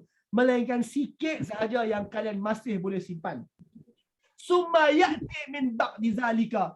Kemudian setelah habis 7 tahun teruk itu, zalika amun fi yughasun nas, akan datang tahun yang hujan yang baik akan menghujani orang ramai semula. Wa fihi ya'sirun. Dan waktu tu korang boleh perah hasil macam biasa. Maka tuan-tuan, Yusuf terus jawab tanpa sebarang syarat. Yusuf terus jawab. Ada 2 mimpi. Ada 2 mimpi Raja Mesir. Dua-dua mimpi tersebut Yusuf jawab. Dia mimpi 7 ekor lembu gemuk dimakan 7 ekor lembu kurus. Dia mimpi 7 tangkai gandum hijau dan 7 tangkai gandum kering. Yusuf terus jawab, ini maksudnya. Ringkas kata, jimat cermat 7 tahun subur untuk berbelanja preparation 7 tahun kemarau. Soalan saya, kenapa Yusuf terus jawab? Kenapa Yusuf tak buat syarat? Kenapa Yusuf tak pusing cerita Tuhan dulu? Jawab. Yang bertanya raja. Yang bertanya raja. Oh, macam raja lah ni. Nak kipas tuanku lah ni. Sebab dah kena mula bercucuk tanam lah. Kalau lambat-lambat nanti berhadapan dengan keadaan yang sulit. Satu raja kafir. Memberi kat dia lah. Penting untuk ekonomi. Efek rakyat. Efek rakyat. Efek orang ramai. Tuan-tuan, ni nama dia tak selfish. Ini nama dia tak selfish. Tuan-tuan beritahu saya, ikhlas tak ikhlas dia tolong? Jawab. Plus, Ikhlas. Dia tak kata pun, okey kena buat macam ni, kena buat macam ni. Tak. Awak bagi saya ni dulu. You scratch my back, I scratch your back. Dia tak buat macam tu. Sebab apa tuan-tuan? Sebab ini tentang istilah kita seharian, maslahah umum. Dan ini mimpi yang penting untuk difahami oleh orang lain. Sebab tu dia takwil tanpa apa-apa, tanpa fikir panjang, tanpa pusing cerita agama gitu apa kan. Tuan-tuan bayangkan, kalau rakyat luar dekat sana, hak sembah berhala tu lapar, makan, mati, agak-agak orang dalam penjara ni kenyang ke? Jawab. tak juga. Maka tuan-tuan, sebab tu Yusuf tak pusing cerita agama berbagai, dia bagi terus khidmat dia selaku orang yang mahir takwil mimpi, dia bagi terus, give it, take it, nothing in return, just buat je, bagi terus, no problem. Itu nama dia ikhlas. Dan tuan-tuan, yang cam kata Yusuf ni ikhlas ni, tuan-tuan dengan saya saja ke yang cam, ataupun ada orang lain cam juga? Maka tuan-tuan, tuanku raja pun kata, wow, not bad. Wa qala al-malik, raja tu pun kata, uktuni bihi. Bila orang ni datang bagi tahu dekat tuanku ini maksud mimpi tu, ini maksud mimpi tu, maka raja kagum dengan takwilan mimpi tu. Raja kata not bad. Takwilan mimpi dia tu not bad. Maka raja pun kata, uktuni bihi. Okey, bawa penjenayah itu, banduan itu, bawa dia mai jumpa beta. Bawa dia. Maka tuan bagi tahu saya. Kalaulah raja itu kata bawa banduan tu datang jumpa beta, agak-agaklah Yusuf datang dalam bentuk yang macam mana? Datang jumpa raja, macam mana? Bersih, terurus lah. Hormat. Doing his best. Tuan selama ni kalau Perdana Menteri ke, raja jumpa banduan, memang banduan tu pakai comel-comel ke? Kita tengok filem mana ni? Tuan-tuan, raja tu kata bawa banduan tu kan? Agak-agak dia jumpa macam mana? Banduan tu kena kari, pakai baju banduan, rambut serabut, kaki kasut tak pakai. Datang jumpa tuanku. Itulah keadaan Yusuf. Kalau Yusuf dia bawa hari tu. Kalau. Dibawa dengan hina datang depan tuanku. Kalau dia pergi hari tu. Maka tuan-tuan, di sini besarnya maruah Yusuf alaihi salam. Raja tu pun kata, bawa Yusuf mai menghadap beta. Maka tuan-tuan, para pengawal pun pergilah jumpa Yusuf. Maka tuan-tuan, masuk bahagian baru dan bahagian akhir hari ini, maruah Yusuf dibersihkan. Falamma ja'ahu rasul, tak kala utusan raja itu datang jumpa Yusuf. Qala, Yusuf, mailah raja panggil hang ni. Okey, jom ready, raja panggil. Apa Yusuf kata? Irji' ila rabbika. No, aku tak mau pergi menghadap. Aku tak mau pergi menghadap raja tersebut. Irji' ila rabbika. Engkau pulang, bagi tahu kata aku tak mau pergi menghadap raja tu. Bagi tahu macam tu. Tuan-tuan, bagi tahu saya. Yusuf kata, tuanku nak suruh menghadap, saya tak mau menghadap. Tuan-tuan, derhaka ke tak? Tuan-tuan, tu, kalaulah Yusuf tu orang biasa-biasa je, kita kata, kurang ajar. Hang tak sayang kepala ni. Tapi tuan-tuan, itu risiko yang Yusuf ambil. Yusuf kata, no, saya tak mau pergi menghadap. Sebaliknya, saya nak minta sesuatu. Apa yang nak minta? Ini apa saya nak minta. Maka, Yusuf kata, pulang, saya tak mau pergi menghadap tuanku. Fas'alhu ma badalun niswah allati qata'na aydiyahunna. Minta, saya tak mau pergi menghadap tuanku. Korang pergi jumpa tuanku, bagi tahu kata aku tak mau pergi menghadap dia. Sebaliknya, beritahu dekat tuanku, tanyalah tentang tuanku apa khabar. Cuba tanya tuanku, ma balu niswah allati qata'na aydiyahunna. Apa cerita tentang para perempuan bangsawan yang terpotong tangan tu? Apa cerita dengan perempuan-perempuan tu? Cuba tanya tuanku. Tuan-tuan, beritahu saya. Kalaulah itu sahaja permintaan Yusuf, Yusuf kata, cuba tanya tuanku apa kisah tentang perempuan potong tangan.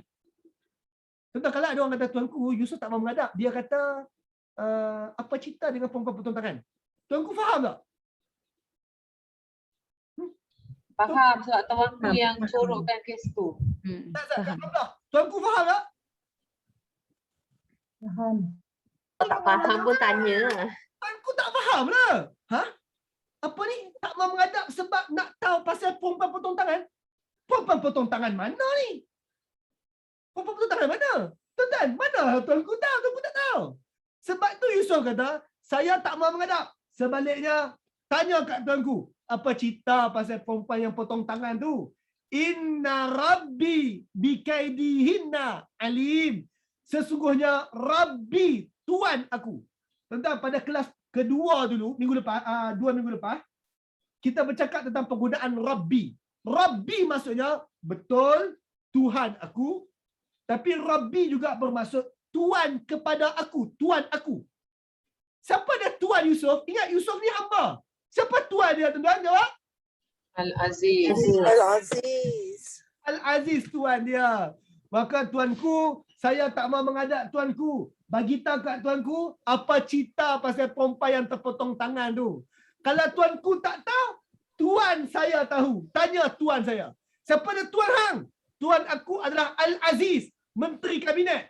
Menteri Kabinet yang dalam meeting tu, tanya dia. Maka tuan-tuan, raja ni pun, Yusuf tak mau. Yusuf tak mau menghadap. Pasal apa? Perempuan potong tangan. Perempuan potong tangan mana?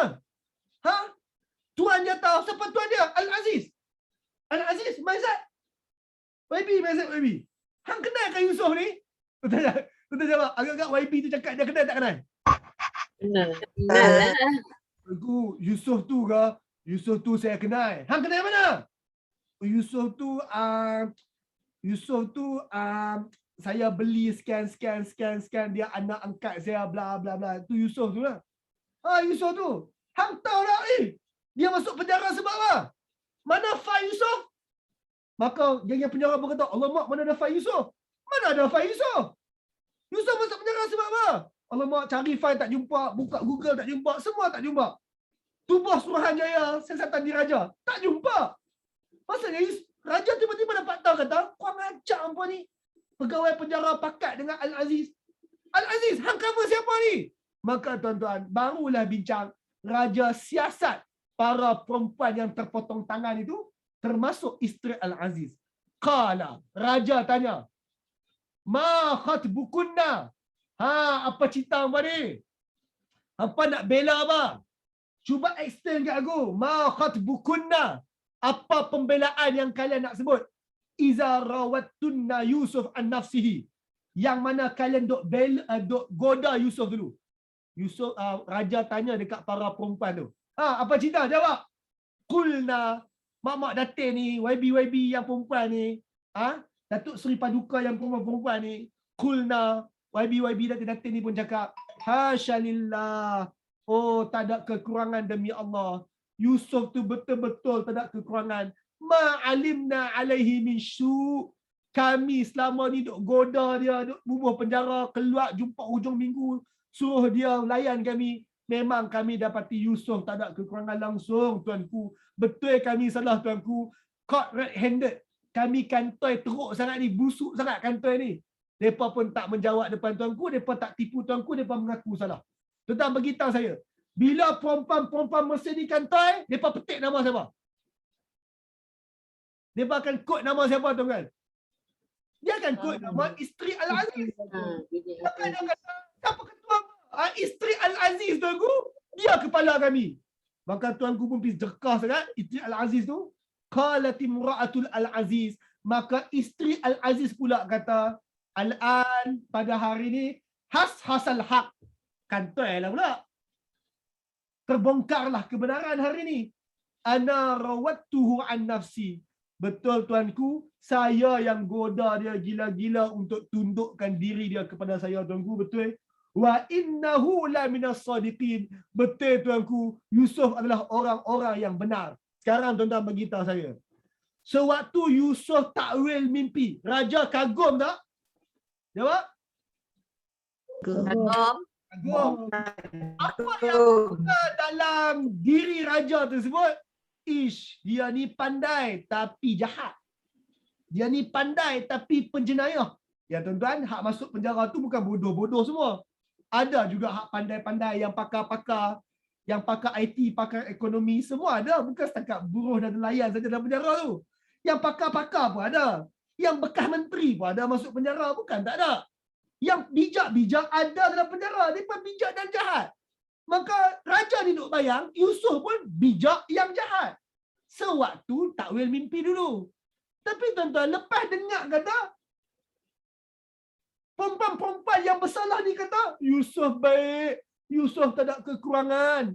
Isteri Aziz pula kata, memang saya salah, Yusuf orang soleh. Tuan-tuan, maka raja tu, dia bukan dengar dari telinga Yusuf, bahawa Yusuf kata, tuanku, saya orang baik. No, bukan Yusuf kata dia orang baik. Sebaliknya, musuh Yusuf kata Yusuf baik. Siapa dia musuh Yusuf? Isteri Al-Aziz, musuh Yusuf. Siapa dia musuh Yusuf? Perempuan-perempuan Mesir, musuh Yusuf. Dan mereka kata, tuanku, Yusuf baik. Tuan-tuan, kalau musuh kata dia baik, maksudnya dia baik ke tak? Dia baik. Dia seolah-olah Anwar Ibrahim kata, Najib lah Menteri Kewangan terbaik Malaysia pernah ada. Tuan-tuan, kalau Anwar cakap macam tu kat Najib, maksudnya Najib baik sungguh lah. Maksudnya lebih kurang macam tu lah. Kalau Anwar cakap, kalau. Anwar tak cakap pun. Kalau Anwar cakap.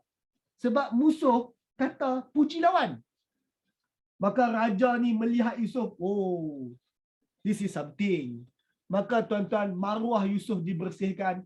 Apa reaksi Yusuf lepas keputusan perbicaraan dia diputuskan? Zalika liya'lama.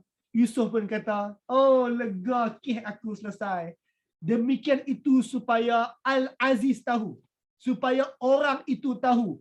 Anni lam akhuznu bil ghaib. Al-Aziz tahu bahawa aku tak khianat dia waktu aku tak ada bersama.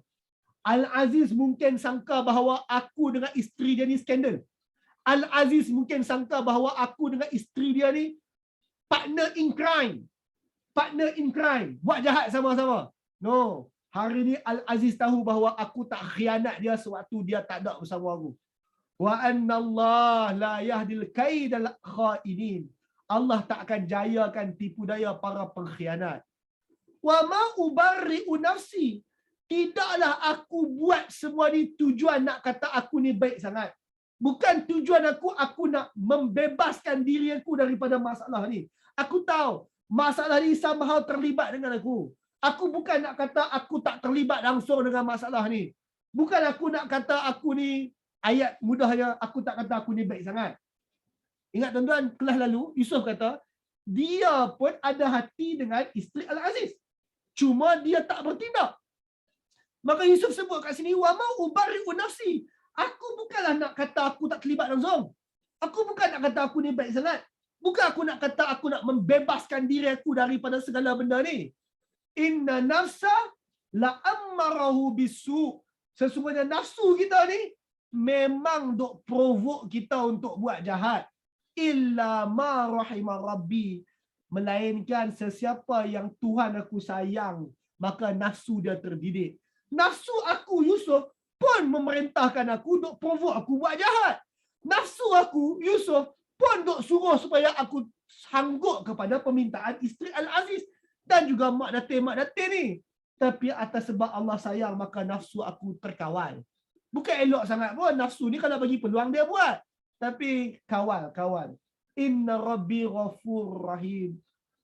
Bahagian yang aku tak boleh kawal nafsu aku, bahagian yang aku teringin sikit berbagai tu, Tuhan aku ni maha ampun, rahim, Tuhan aku maha sayang. Maka tuan-tuan, Yusuf pun dikeluarkan dari penjara, lalu Yusuf menghadap raja. Maka tuan-tuan, kalau tadi Yusuf terus menghadap raja, dia akan pakai baju banduan, tangan kena gari, rambut serabut, selipar tak pakai. Tapi tadi dia tak mahu menghadap. Dia nak kes dia dibicarakan. Lepas kes dibicarakan, baru dia dibawa untuk menghadap. Maka tuan-tuan, dia pakai baju banduan ke kali ni? No. Dia akan pakai baju yang hebat. Baju kebesaran. Dia mandi dulu, pakai minyak wangi, rambut sikat elok, belah tepi. Pakai perfume. Pakai pakaian elok, pakai kasut elok. Dia datang jumpa tuanku dengan keadaan yang baik. Dengan keadaan bermaruah. Maka tuan-tuan, sekarang barulah tuanku kata, qala al-malik u'tuni bihi. Bawa Yusuf menghadap beta. Tadi dah suruh dah. Sekarang dia suruh dan suruhan kali kedua ni dengan keadaan yang lebih baik. Astakhlishu li nafsi. Beta nak bawa lantik dia jadi orang kanan beta. Orang ni orang boleh pakai. Beta nak lantik dia jadi menteri kanan, orang kanan beta. Falamma akallamahu. Maka Yusuf pun datang. Yusuf duduk sebelah tuanku sambil lepak-lepak makan malam tu. Sembang-sembang dengan tuanku. Habis sembang dengan tuanku. Falamma kallamahu. Lepas mereka berbincang-bincang. Qala. Raja ni kata. Innaka al-yawm ladaina makinun amin. Yusuf, mulai hari ni engkau ada makinun amin. Kedudukan yang mulia di sisi beta. Engkau dapat pangkat yang tinggi di sisi beta. Betul, pangkat tinggi dalam kabinet. Kabinet siapa? Sobri. Ismail Sabri. Betul, dalam kabinet Ismail Sabri, menteri apa? Pangkat yang tinggi, kepercayaan. Dia jawatan apa tuan? Kita panggil jawatan Kanan. Terima kasih. Menteri Kanan. Okey. Engkau ni Menteri Kanan aku. Engkau dapat pangkat tinggi. Okey. Sekarang portfolio mana kau nak pegang? Tugas-tugas khas? Pendidikan? Kewangan? Pertahanan? Dalam negeri? Kau nak pegang tugas mana? Engkau Menteri Kanan. Takkan Menteri Kanan goyang kaki. Dan kau ni mahir. Justru itu apa portfolio? Kita buat rombakan kabinet. Kau nak letak kat mana Yusuf? Maka Yusuf pun kata, tuanku, ij'alni ala khazainil ardi. Tuanku, lantiklah saya sebagai menteri yang jaga kewangan, perbendaharaan. Khazanah. Tentang perkataan dekat sini, khazain. Khazain tu orang Melayu sebut khazanah. Khazain. Ya Allah, wahai tuanku, lantik saya jadi menteri yang jaga khazanah. Menteri kewangan lah, menteri kewangan. Lantik saya jaga menteri incah khazanah. Inni hafizun alim. Sebab saya bab-bab kewangan ni hafiz alim. Saya cukup mahir untuk jaga. Saya cukup mahir untuk jaga bab-bab kewangan. Dan tuanku pun dengar kan saya takwil mimpi kata jangan petik semua lah bla bla bla bla. Maka tuan-tuan, sebagai kesimpulan, kemuliaan Yusuf setelah dibebaskan dari penjara. Tuan-tuan tolong buka mic, tuan-tuan baca. Maka ini kemuliaan buat Yusuf setelah dibebaskan dari penjara. Itu. Yusuf dibicarakan dan dikatakan dia tidak bersalah. Betul. Yusuf dibebaskan dari penjara dengan bermaruah. Tidak. Yusuf dilantik sebagai pimpinan keperangkanan rakyat raja. Yusuf menyandang jawatan pembendaraan Dari tuduhan dan penjara dengan bermaruah. Rakyat Aziz. Maka tuan-tuan, inilah kemuliaan buat Yusuf lepas dibebaskan dari penjara. Dia bukan dapat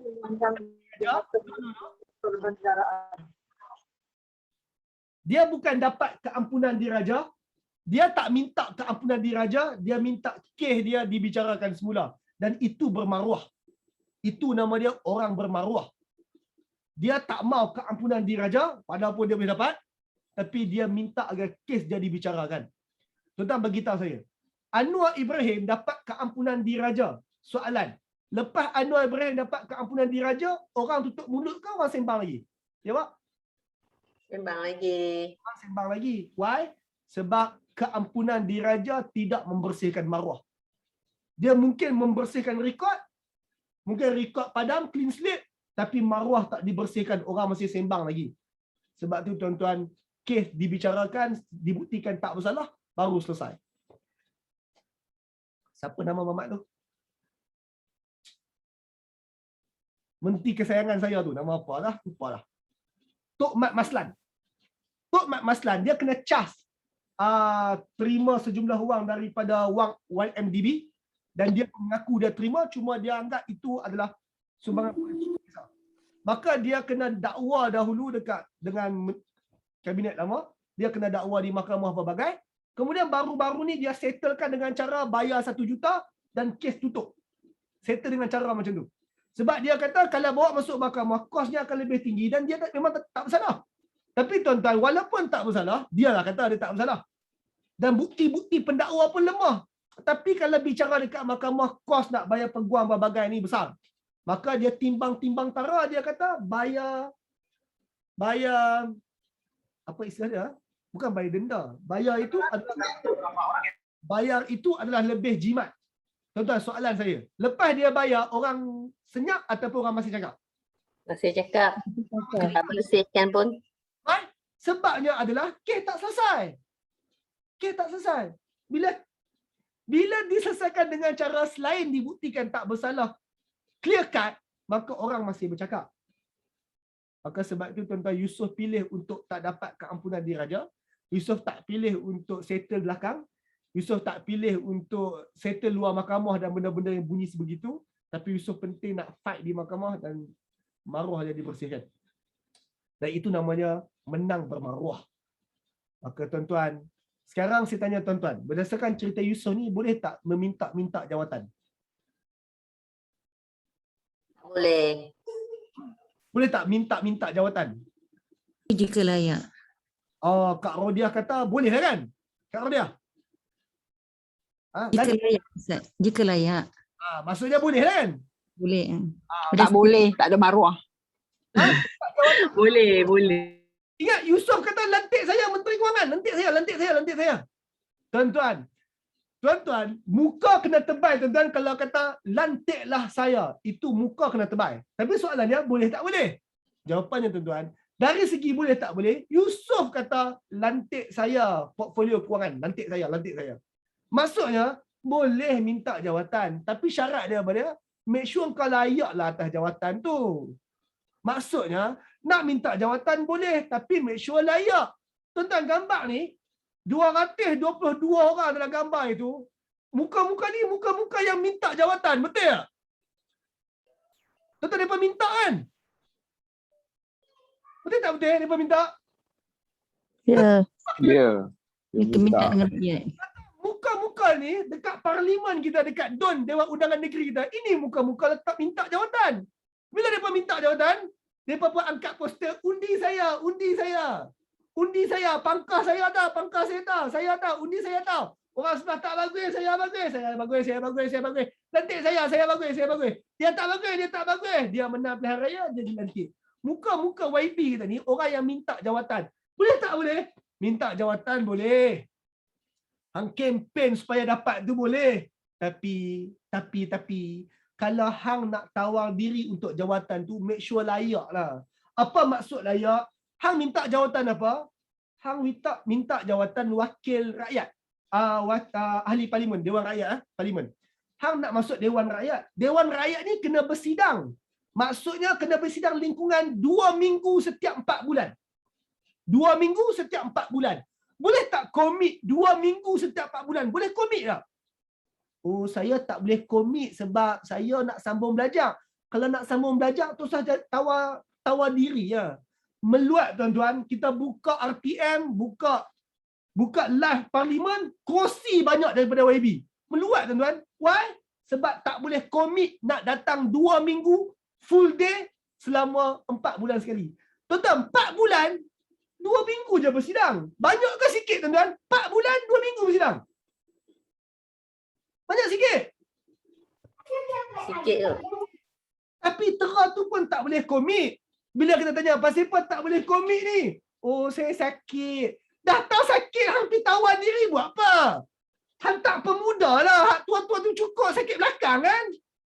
Pasal apa nak hantar lagi? Sebagainya lumpuh, kaki tak boleh berdiri pun tawar diri. Untuk apa? Tawar diri dan datang tak apa juga. Tawar diri tak datang. Ikhlas hati meluat. Pasal apa? Sebab muka tak layak. Samalah juga parti kita menang. Bila parti kita menang, nak lantik jadi apa? Nak lantik jadi menteri. Nak lantik jadi menteri tu muka kena berjenis sikit, latar belakang berjenis sikit lah. Lantik menteri kewangan, sekurang-kurangnya kena mahir sikit lah bab-bab kewangan tu somehow. Kena mahir sikit. Bukan kita nak kata hang kena mahir sungguh. Kena mahir sikit lah selok belok. Kita tak kata nak jadi menteri pertahanan kena ada latar belakang tentera. Kita tak kata macam tu. Tapi kena mahir lah sikit. Kena mahir cakap bahasa Inggeris. Kena mahir baca perlembagaan. Kena mahir untuk urus mesyuarat. Kena mahir lah sikit. Tapi tak syok tuan-tuan apabila kita punya menteri pun bahasa Inggeris tak apa nak mantap. Lepas tu bercakap pun merapu. Fakta tak ada. Bercakap pusing kanan kiri depan belakang tak tahu nak pergi mana. Dalam mesyuarat tak erti nak chair mesyuarat. Polisi tak clear. Tapi dia menteri. Ini nama dia tuan-tuan. Nak lantik menteri ataupun apa-apa jawatan nak tawar diri ni, make sure muka kena layak. Jangan muka tebal sangat. Kalau sedar kata kita SPM pun cukup-cukup makan. Dulu kita cuma bawa kerja kilang aja tiba-tiba jadi calon. Tuan-tuan tak payah kot over lebih-lebih sangat.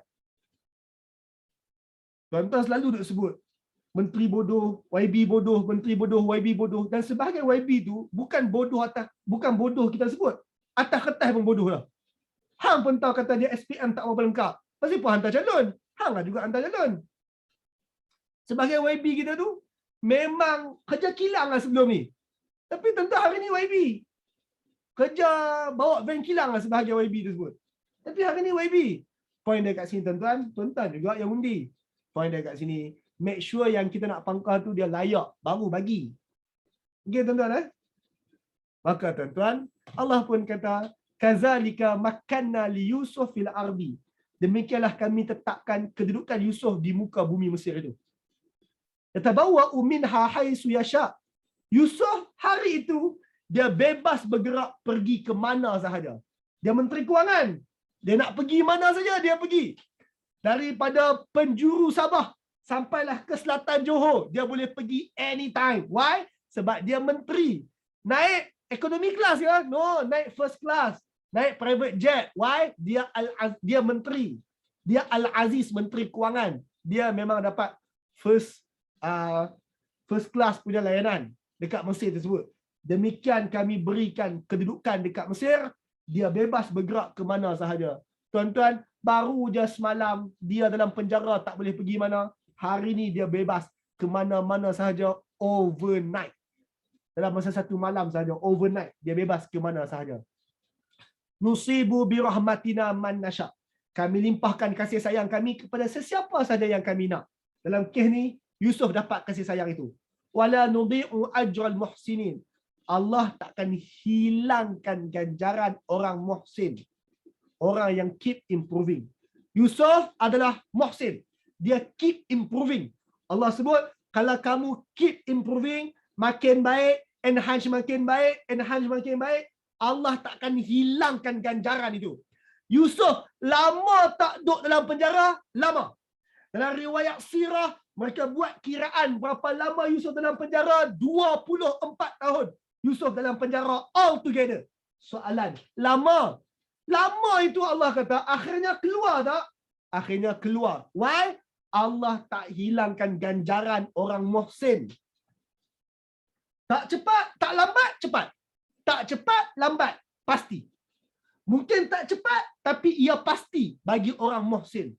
Dan of course, kita selaku orang beriman, kalau Allah tak balas kat dunia, akhirat pasti.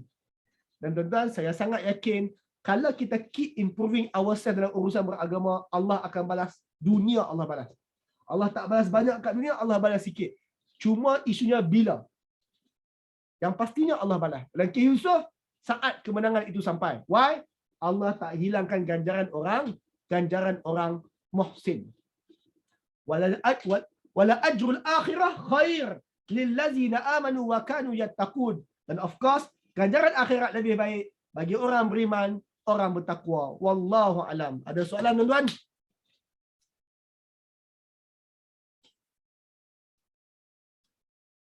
Tak ada soalan. Alhamdulillah, saya buat sedikit pengumuman. Pertama tuan-tuan, siapa yang belum join channel Telegram Usrah Al-Jibrah, jemput join channel Telegram tersebut. Saya ada buat banyak perkongsian-perkongsian dekat sana. Dan tuan-tuan, kalau tuan-tuan tengok dekat gambar tersebut, siapa-siapa yang nak tengok siri-siri lalu, saya ada buat senarai keseluruhan siri-siri lalu Quran bercerita dekat Telegram. Tuan-tuan boleh semak siri-siri lalu, linknya ada dekat sana. Caranya, tekan link dekat bawah tu, ataupun pergi saja dekat Telegram, search Usrah Al-Jibrah. U-S-R-O-H. Usrah. Bukan Usrah. Usrah. U-S-R-O-H. Usrah Al-Jibrah. Tuan-tuan, saya nak maklumkan bahawa esok 15 Oktober adalah kelas pertama untuk juzuk 30. Tadabbur juzuk 30. Sesiapa yang nak bertadabbur juzuk 30, ini kursus berbayar. Maka tuan-tuan, esok kita akan tadabbur. Jadi siapa-siapa yang nak boleh hubungi saya. Tuan-tuan tahulah nombor telefon saya, takkan tak tahu kan. Siapa tak tahu nombor telefon saya, dekat Telegram boleh masuk sembangan saya. Nombor telefon saya dekat Telegram. Ataupun ada dekat wall tuan-tuan, tengoklah poster-poster tu ada banyak nombor telefon saya. Siapa nak register untuk juzuk 30, esok kita akan bermula surah An-Naba.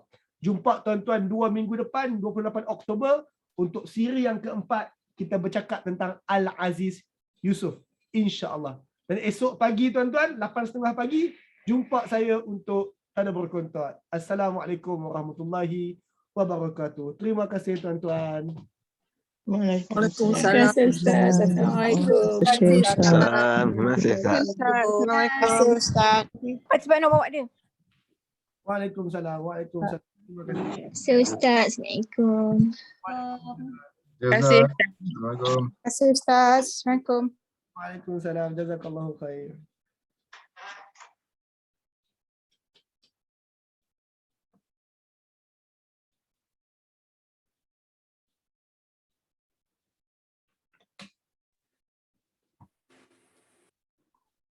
Terima kasih Ustaz. Sama-sama. Waalaikumsalam.